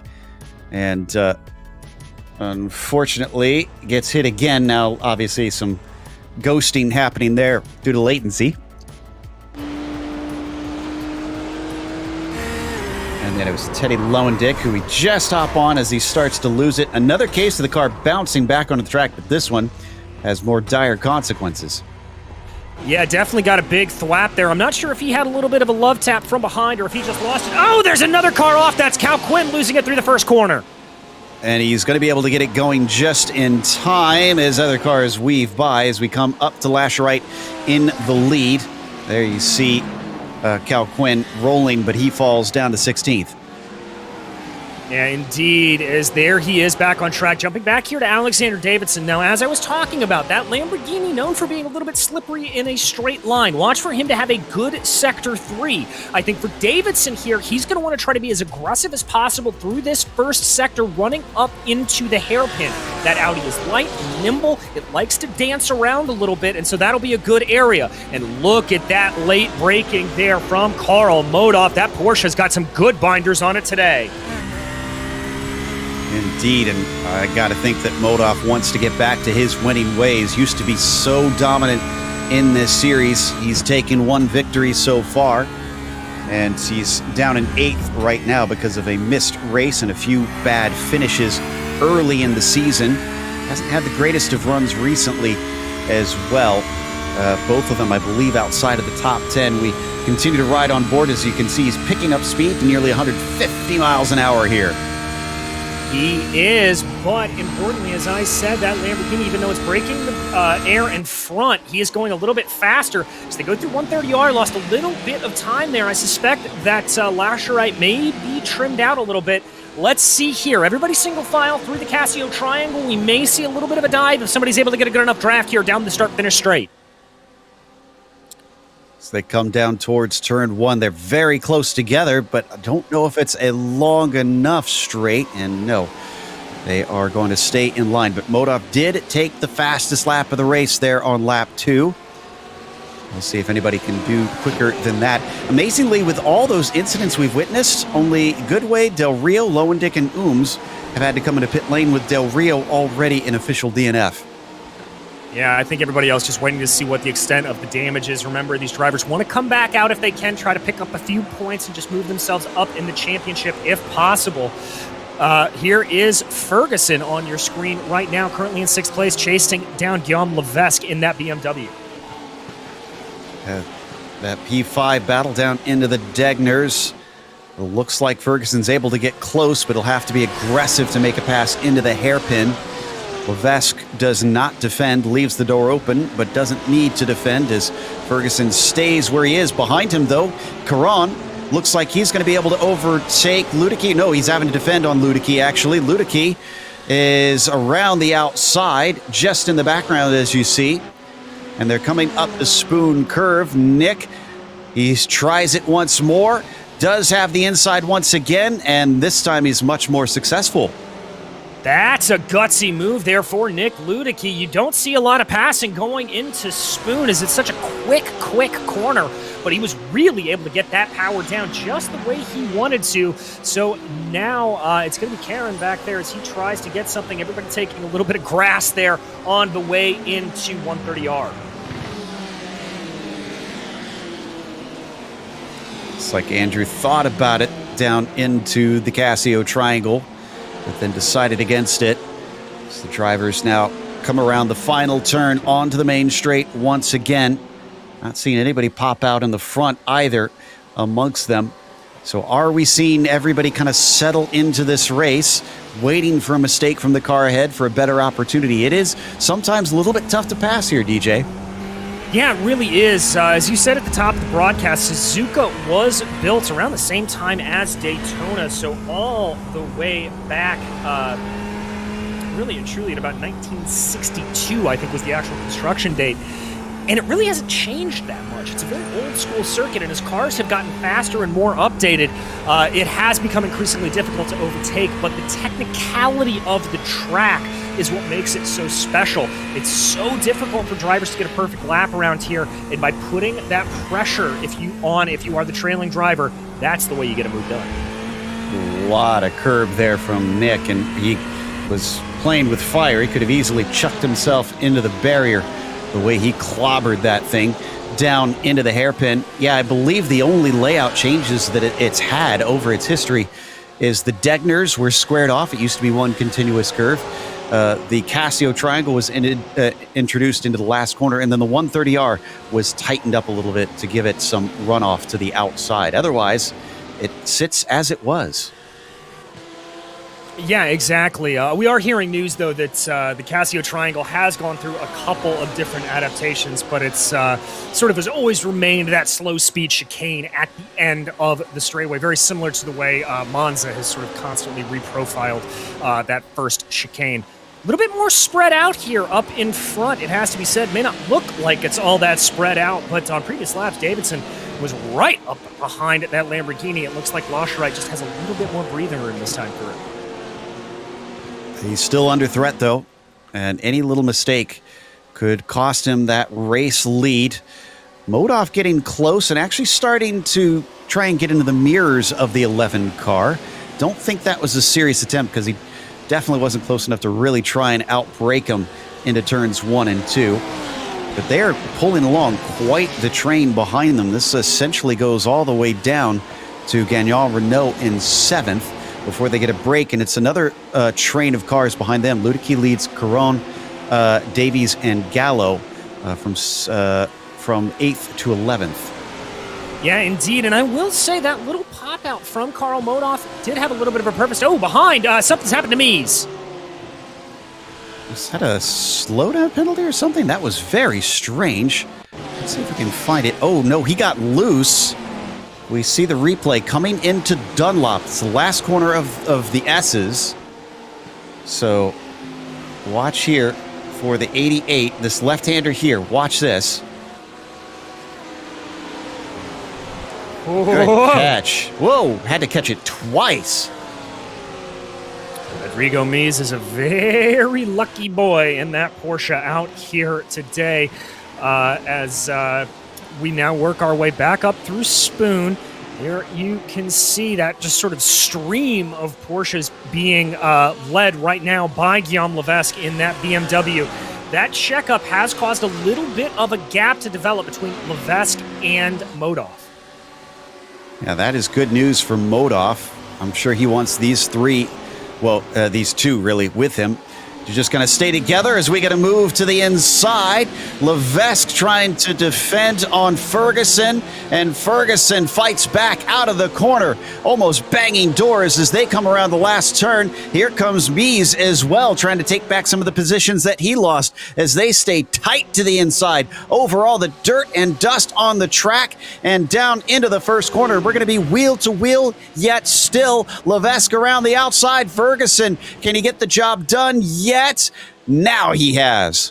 Ooh, almost a little bit of a pit maneuver there from Levesque as they come around. That is Mies still trying to stick his nose in there, and finally, by the third part of the snake, they straighten themselves out and go in single file. Well, if they hadn't lost touch with that little mistake before, they really did with that battle. It is now up to 2.2 seconds. Unless Ferguson has some might underneath him, I don't think he's going to be able to catch back up to those leaders.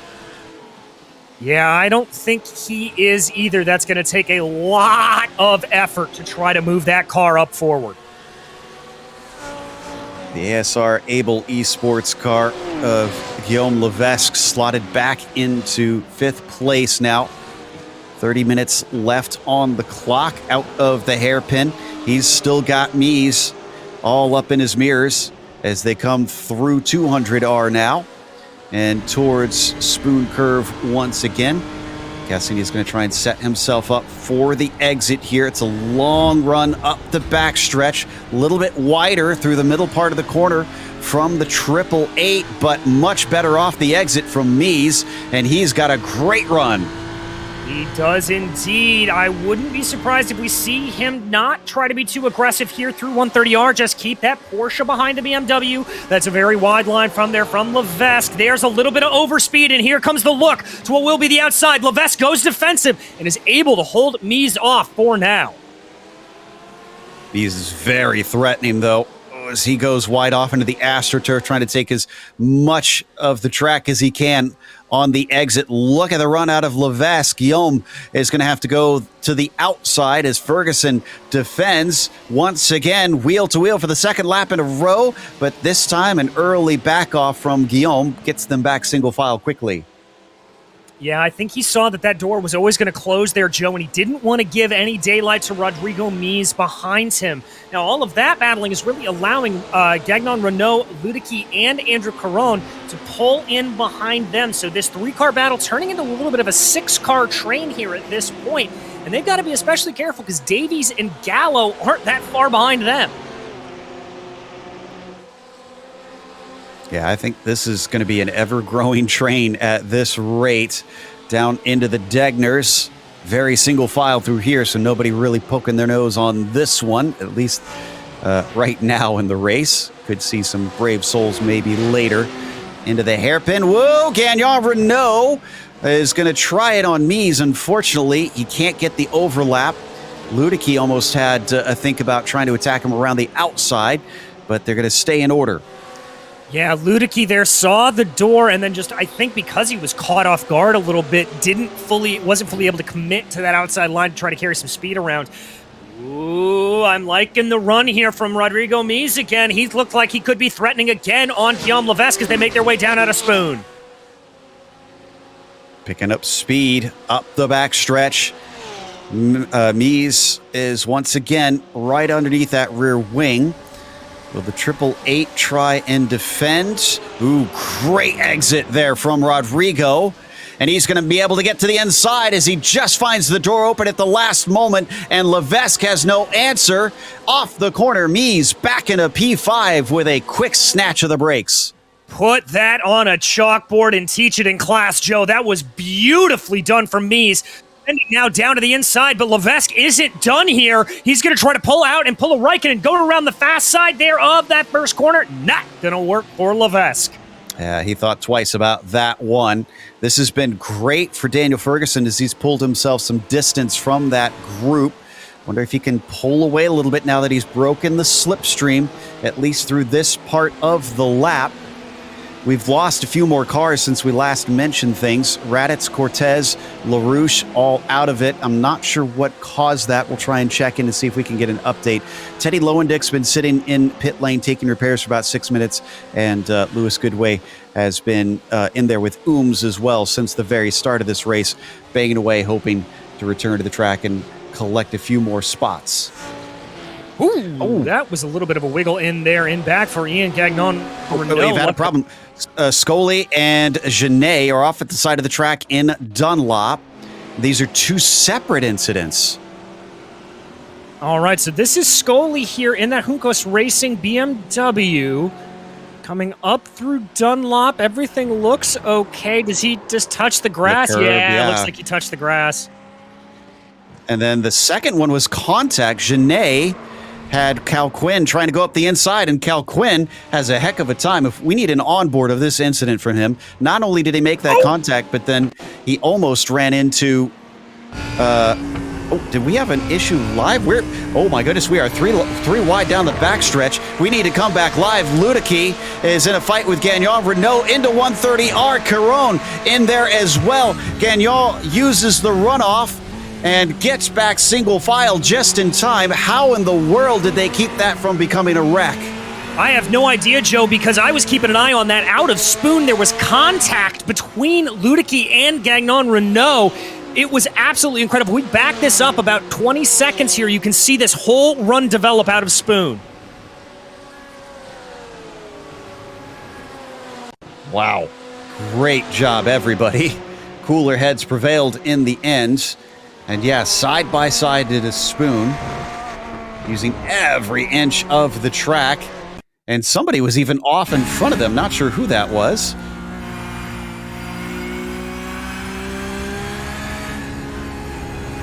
In the meantime, we've come back live now. And Lasherite still leads Davidson, who leads Modoff. Top three are way ahead of Rodrigo Mies, who has been promoted up to fourth now in the 88. Levesque behind him, not by much. Ooh, we just had a swap between Caron and Gagnon Renault. That group is having fun out there. That happened in the Degners. Again, that is not a place where passes are usually successful. Well, Joe, I managed to catch it. It was actually Gagnon Renault in that Porsche looking very squirrely out of the first Degner. He got up into the kitty litter on the outside, and that slowed him down just enough for Caron to get on by. Once again, into Spoon and onto the back stretch. Modoff sitting behind them. Now, if I know Modoff, this little gap that we see is not anything dire. He is notorious for saving fuel in these races and being light on his right foot. I'm guessing he's just kind of biding his time until the pit stop and hoping to leapfrog these two once that pit sequence starts to kick off. Yeah, that's going to be the next big question here, is if the pit sequence is going to shuffle out this order at all. We are nearing the halfway point of the race, only about 2 minutes until we hit that 20-minute halfway point. We normally don't see drivers come into the pit lane until about 2/3 of the race. The overcut tending to be a little bit stronger around here. We may see a little bit of changing as it's harder and harder to overtake on track. And you can see with that slipstream, Modoff easily able to reel them back in, so he's not really at risk of anything here. I think he is indeed biding his time. I was looking through the field with all the wrecks that we have to see if we had any big movers, and I think we have one of our pitters, Manuel Scully, and that might be because of the incident we saw from him earlier, so that still might not be completely scheduled. Anyways, to finish my thought, J.R. Williams from 20th to 12th, 8 positions gained for him. Looks like, I think, our most gained. Yeah, a few other good ones. Alessandro Torchio up 7 from 22nd to 15th.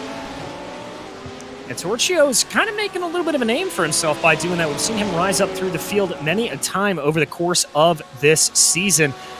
We continue to watch this battle going up into Spoon there. Lasherite leading Davidson, leading Modoff. Looked like Lasherite was able to carry a little bit more speed there all the way through Spoon. Let's see if he can carry that out on exit. Loses a little bit. He had a little bit of a narrow exit there, but liking the speed I'm seeing out of that Audi. It's very impressive, Joe, especially for being the lone four-ringed make here today.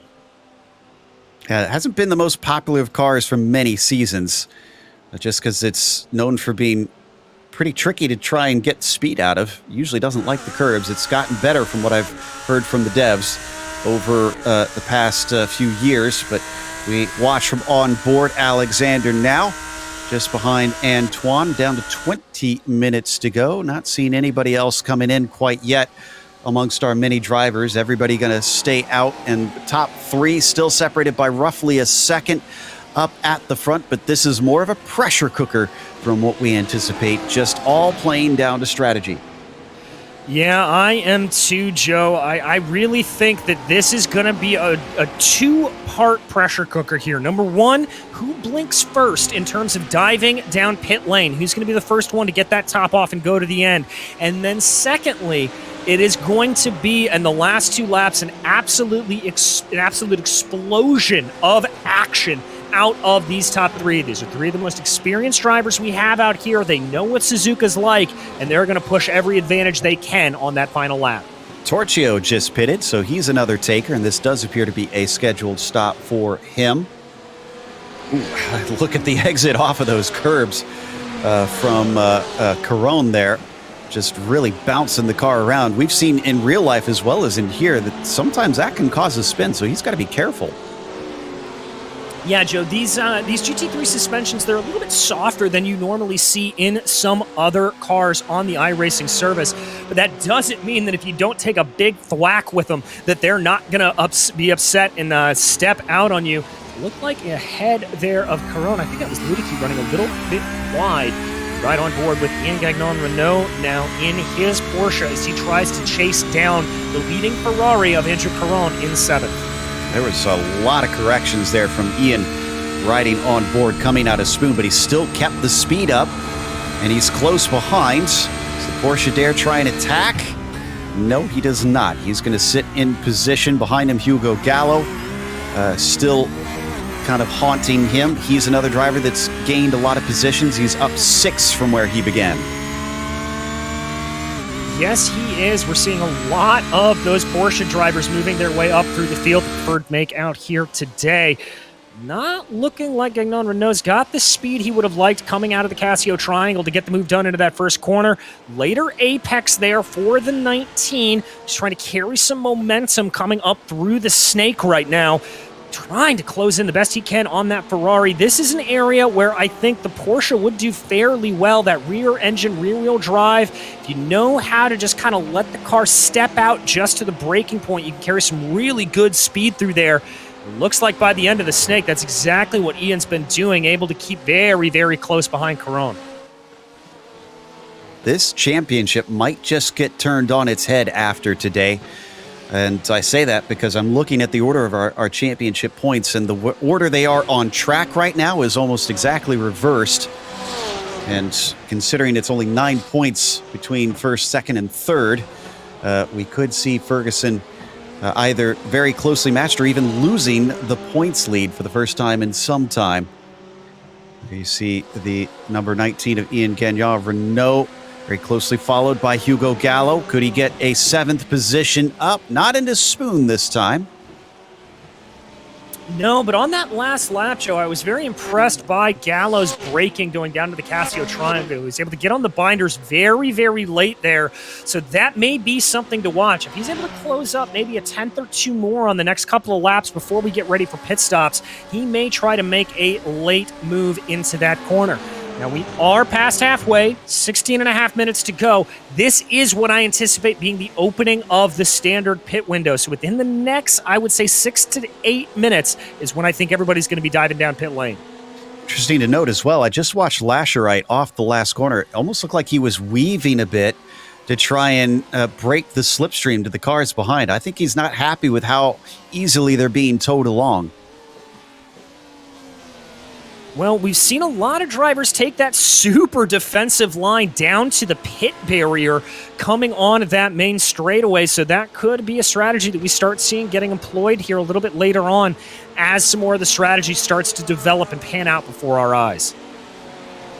update on Ted Lowendick. He's been back out on track and has made up positions from those who have not been able to return. He's in 18th. And there you see Teddy, who doesn't have a camera for us tonight, unfortunately, it seems. So the 72 just going to let us watch from outside the car today.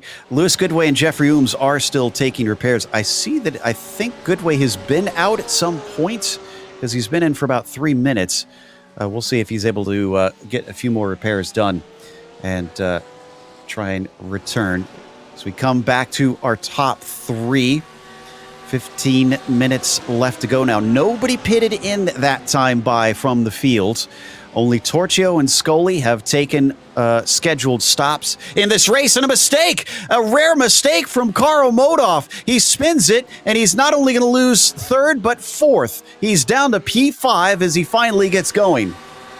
Oh my goodness gracious, Joe. This is coming up the hill into Spoon. Yep, there's that car wanting to step out. I'm not entirely sure if that was him maybe clipping a little bit of that outside grass, or if that could just be that loose rear end of the Porsche that we like to talk about coming back to bite the 948.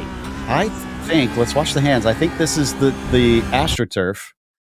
Yeah, it snapped almost instantly. So I don't think that's the rear end.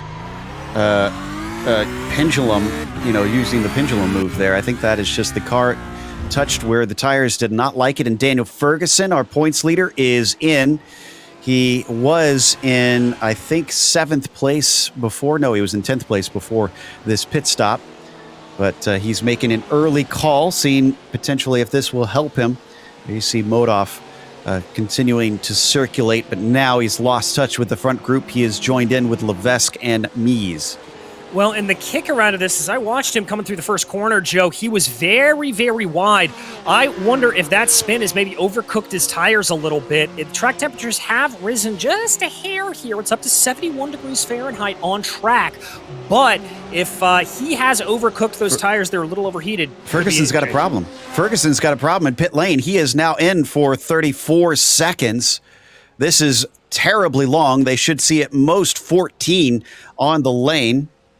There you see the time. This looks to me like a speeding penalty on the way in. Oh no! And yep, that is a pit lane speeding penalty. Just about 30 seconds there, Joe. So a bad race going from bad to worse for our championship leader. So there we see the replay on Ferguson. Let's watch the speed on the way. Oh, yeah. Well, that's his current speed that we're seeing on screen, though. Yeah, he was at about 50 miles an hour as he crossed that line, I can tell you from my screen.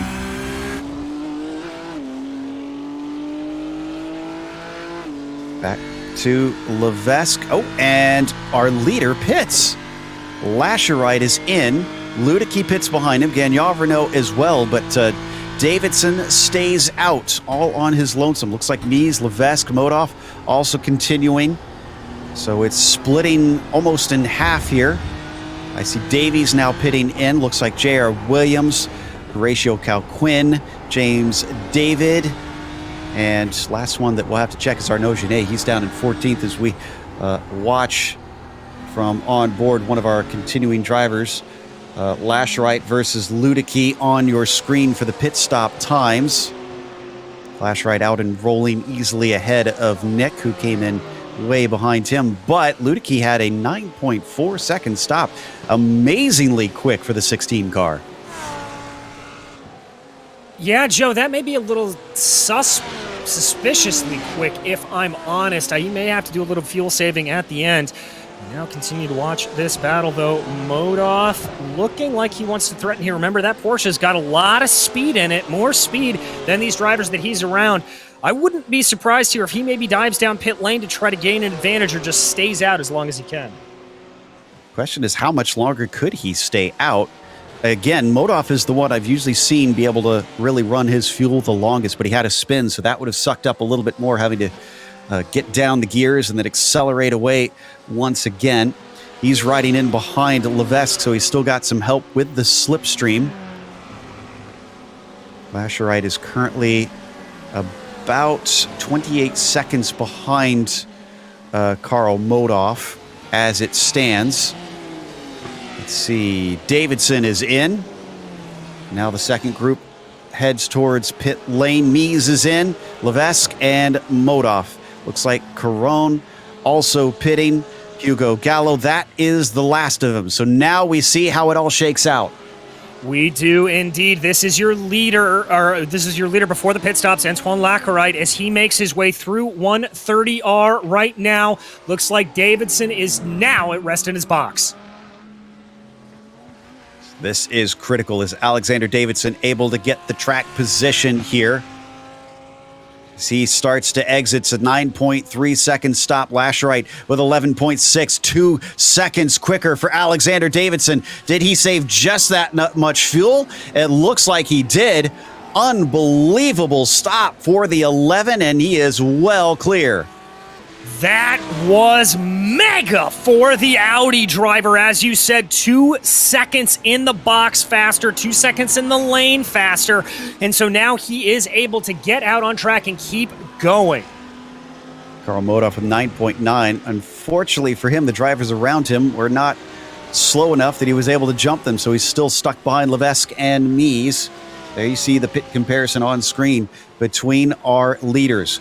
Now, if you want to pass, you've got to do it on track, and you've only got 9 minutes to do so. Yeah, 9 minutes here, and remember, these laps are just under 2 minutes, so you're running out of a lot of different chances here. Davidson growing the gap now by about 0.2 of a second since they've left pit lane. That Audi now looking supreme in clean air. Looking through the field, really our best battle probably going to be for that third place because they've got quite the train forming. Mies, Levesque, Modoff, Ludicky, and Caron all the way down to P7.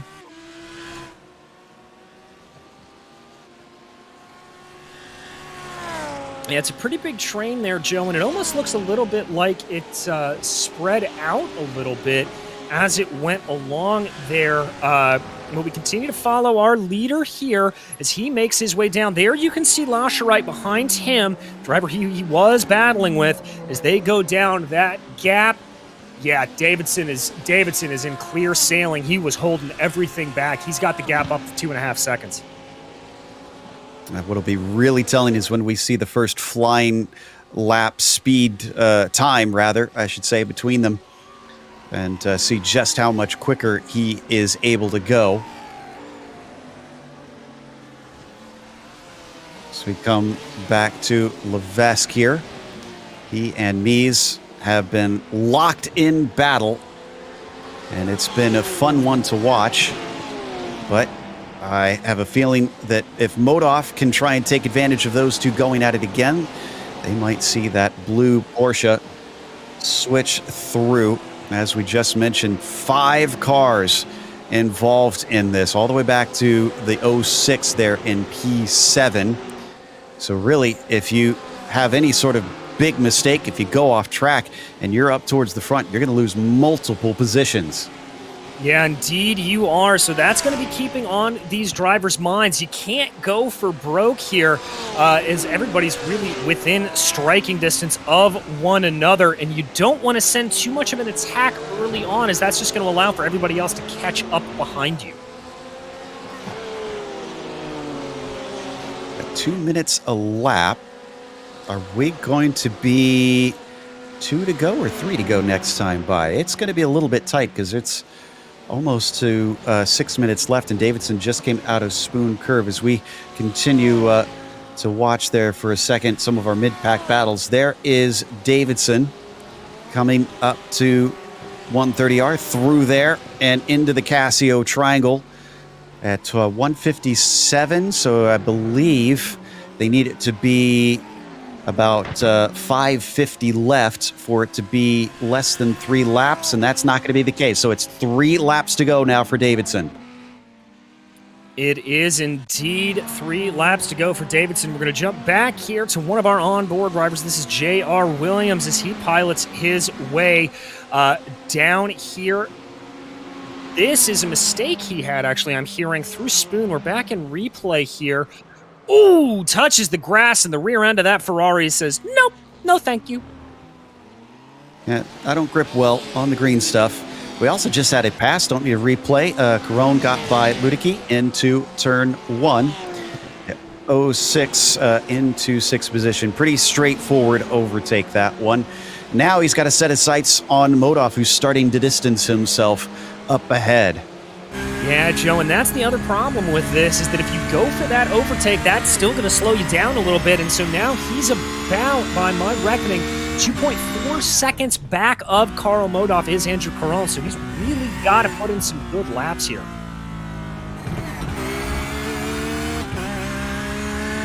Coming up to hairpin now. Looking to try and get a little bit closer than this because he's too far away to try and make the overtake on this one.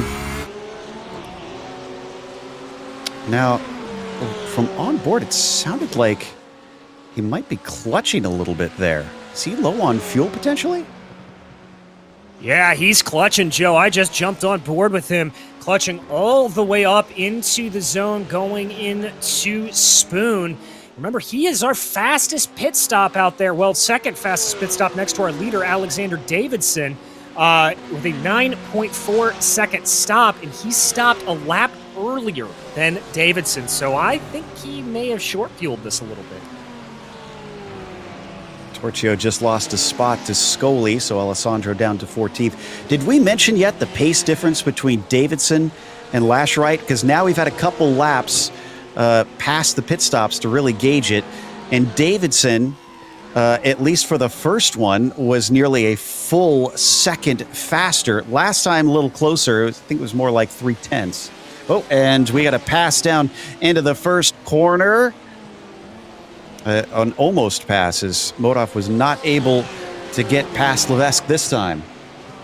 Yeah, there you can see that difference once he has gotten himself out of the pits. Davidson just putting on the afterburners over the former leader, Antoine Lashrite, as Modov here is looking like he is in full attack mode now. He wants to get that 4th place position away from Guillaume. He can smell Rodrigo Mies right up the road, hoping that a podium can still be on the cars. Don't want to have a move there through the Degners. That's a one-way ticket to disaster, but Modov definitely looking faster than that 888 BMW in front of him. Levesque has definitely raced against Modov before, but the question is, can he keep his cool? And remember how to deal with the multi-time champion just riding that rear bumper as they now come out around 200R, and it looks like Ludicky got passed by Gallo into the hairpin behind them as we watch this happen. Let's take a look, see if this was an aggressive dive or... Yeah, it looks like this is a result of Ludicky's clutching here. It is an aggressive dive from Gallo, but a clean one nonetheless. He just recognized that Ludicky was being very, very slow in that braking zone, saw a gap, and went for it. Speaking of seeing a gap, Modov just saw a little bit of one, but he does not go for the move. Keeping an eye on that because he's been getting very close, and he is riding those curbs something fierce. You saw the 2 wheels go in the air as he went through the Casio triangle. Yeah, really, really pushing that car there as much as he can. 2 to go at the line this time for all drivers. Modov's not going to be close enough to make the move here into turn 1. Let's see if he can maybe just apply some pressure here, maybe get a little bit of a mistake out of Guillaume.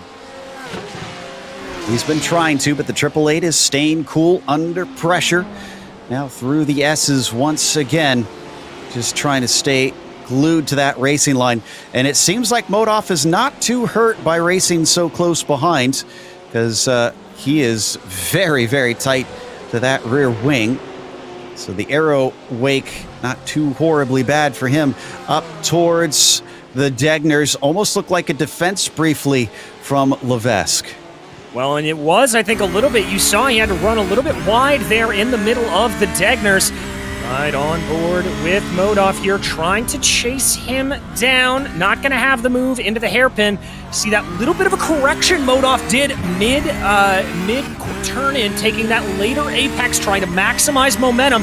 He's got a good run here coming into Spoon, but as we've said, that's such a tricky braking zone. I don't think he's going to be able to get a move there done. He pokes his nose to the inside, though, as if he's thinking about it, but falls back into line.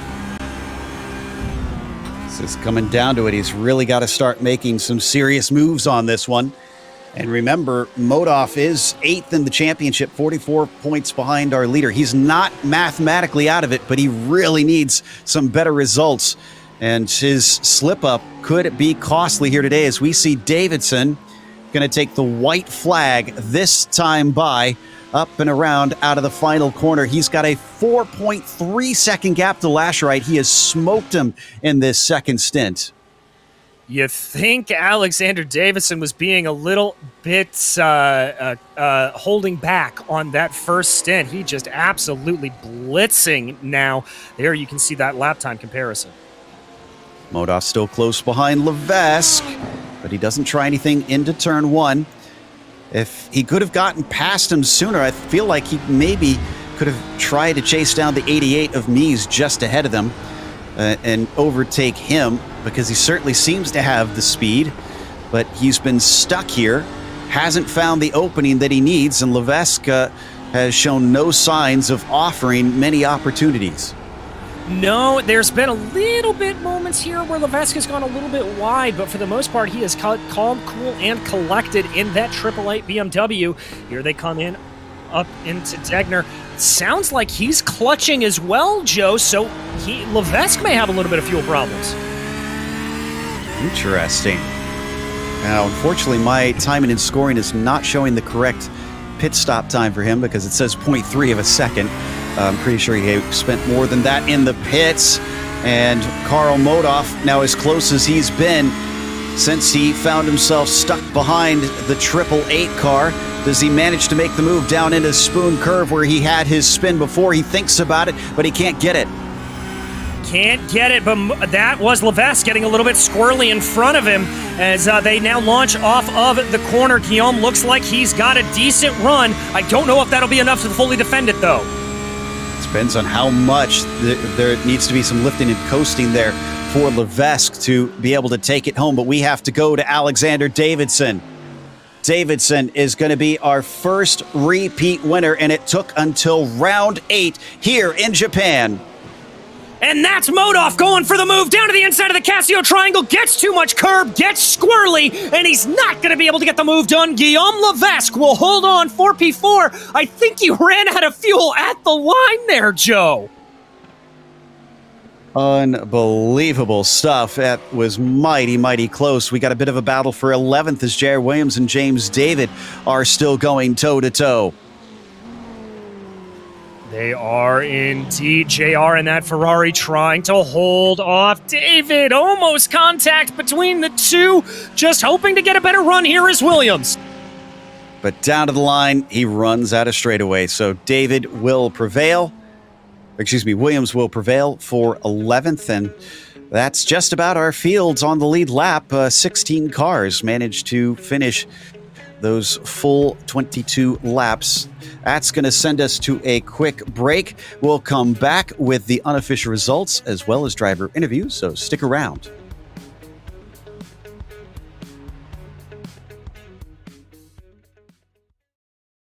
Hey there, I'm Nicholas Dubois, co-founder of Advanced SimRacing. We are a Canadian company. So what we did here today is for a real petrol head. He's really passionate about cars, as you can see behind me. We did a turnkey solution for him based on his needs. We try to gather as much information as we can on our client. And like we did today, we install a D-Box system. We install ultra-wide cube control steering wheel. We try to provide the best quality for your budget. So let's say if you want a budget of 10 grand, we're gonna give you something that's the best for 10 grand. If you want 20 grand, then we always try to stay within your boundaries. We do try to make it as easy as possible.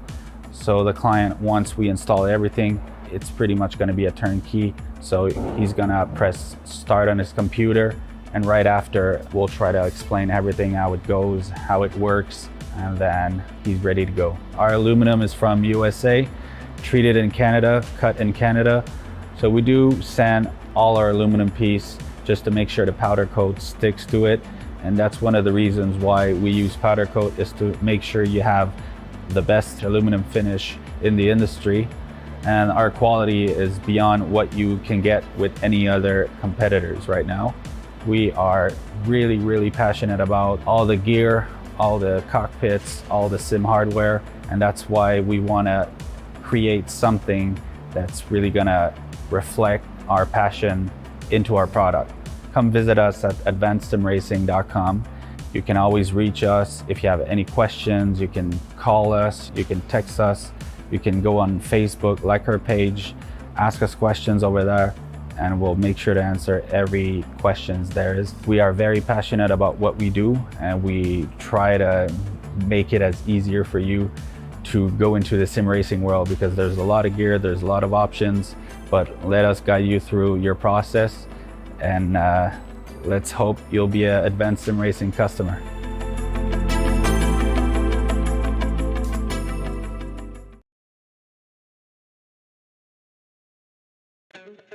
Welcome back to Suzuka. We just watched round 8 of the Precision Racing League GT3 Pro Series. We finally have a driver who has won twice.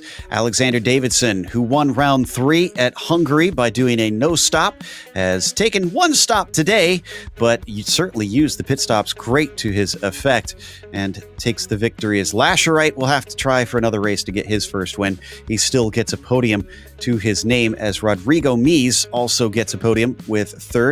Levesque, an amazing 4th place ahead of Modoff, who was trying so hard to take that win, or to take that spot at the end, but just couldn't find a way by. He has to settle for 5th after a spin cost him. 6th place for Caron was followed by Gallo in 7th, as Michael Davies finishes 8th and Horatio Calquin 9th, and then J.R. Williams 10 positions up to finish P10.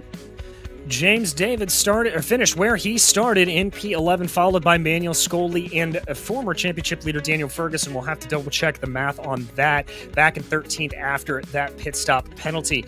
Nick Ludicky was 14th, followed by the first car lap down, Alessandro Torchio with Arnaud Genet in 16th. Ian Gagnon-Renault was 6 laps down after some damage, as was Teddy Lowendick with Lewis Goodway and Christian Raditz, both looking like DNFs out there today. Yeah, they are all DNFs here on down to 26. So a bit of a high attrition rate today. Unfortunately, much of it came from early incidents. But it looks like we've got Alexander Davidson ready to talk to us. As Alex, we are just ruminating on the fact that you are finally our first repeat winner. And once again, for you, a win came due to pit stop strategy. How do you do it? Just a matter of binding my time. I kind of made a couple mistakes in quali. I wasn't exactly happy with my qualifying, so instead of trying to make things a bit dirty and trying to make a move, I opted to just fuel save for the first stint rather than trying to get past, and it just seemed to work out really well. How much were you fuel saving there? Because once the pit stops were done, you just started to leave Antoine behind like it was nothing, it looked like. I think on my fuel calculator it was like 0.4 of a litre a lap, roughly. I was just kind of lifting and coasting into every braking zone I could. And so was Carl, honestly. I think me and him would have been pretty close at the end as well. Yeah, I kind of expected that. Carl's known for his fuel saving, but his spin certainly cost him. This is not a championship for you just because you've only been... Well, actually, I just realized this is only the second one you've shown up for. So you've got 100% strike rate, sir. Clearly, you've got some speed. Are you going to come in and deny a few other wins from other drivers? Hopefully, if I'm about. Unfortunately, I do live in Scotland, so it's an awkward time for me. So I just kind of do the races when I can, but hopefully try and make a couple of the last rounds and steal another couple of wins for sure, yeah. Well, is there anybody you'd like to thank for today's second win? Just shout out to the Pure Sims boys once again. Great stuff. That was Alexander Davidson taking the victory late at night over in Scotland, but behind him, Antoine Lasherite put it on pole, but was not able to bring it home to victory. DJ has caught up with him.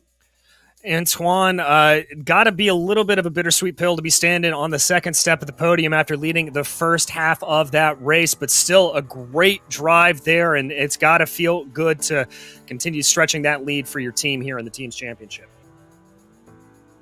Yeah, I'm really pleased with the results because I have a very bad tire wear and the fuel consumption was very bad too. So I was only able to do one good laps over only one laps. So yeah, very lucky to be standing on the podium tonight. Well, the Lamborghini is a car that hasn't exactly been near the front of the field for a lot of this season. Obviously, you're doing well with it here today. Talk to me about driving her a little bit this year. Yeah, I don't think it's a bad car. I just think the best driver choose the Porsche or the BMW, or obviously the Audi. So I think it's a good car, just very polyvalent everywhere, and yeah, I'm happy with it. Well, it's clearly doing some good work for you. Next week, we turn our sights back to Europe and head to Barcelona. How do you think that's going to go for you in this 21 Lambo? Not very sure, but yeah, I hope it's going to be a good car for this track, and yeah, try my best to do another podium next week. Well, we'll be watching to see if you're able to do it, Antoine. Anyone you'd like to thank for this second place here today? Yes, of course, I want to thank the Team Ables and Advanced SimRacing and you guys for the stream. Very appreciate it. Thank you. We're more than happy to do it, my friend. That was Antoine Lacquerite, your second place finisher here today. Joe, now you've caught up with Rodrigo Mies. Indeed, and Rodrigo managed to avoid the pitfall that other drivers did, which was a complete spin.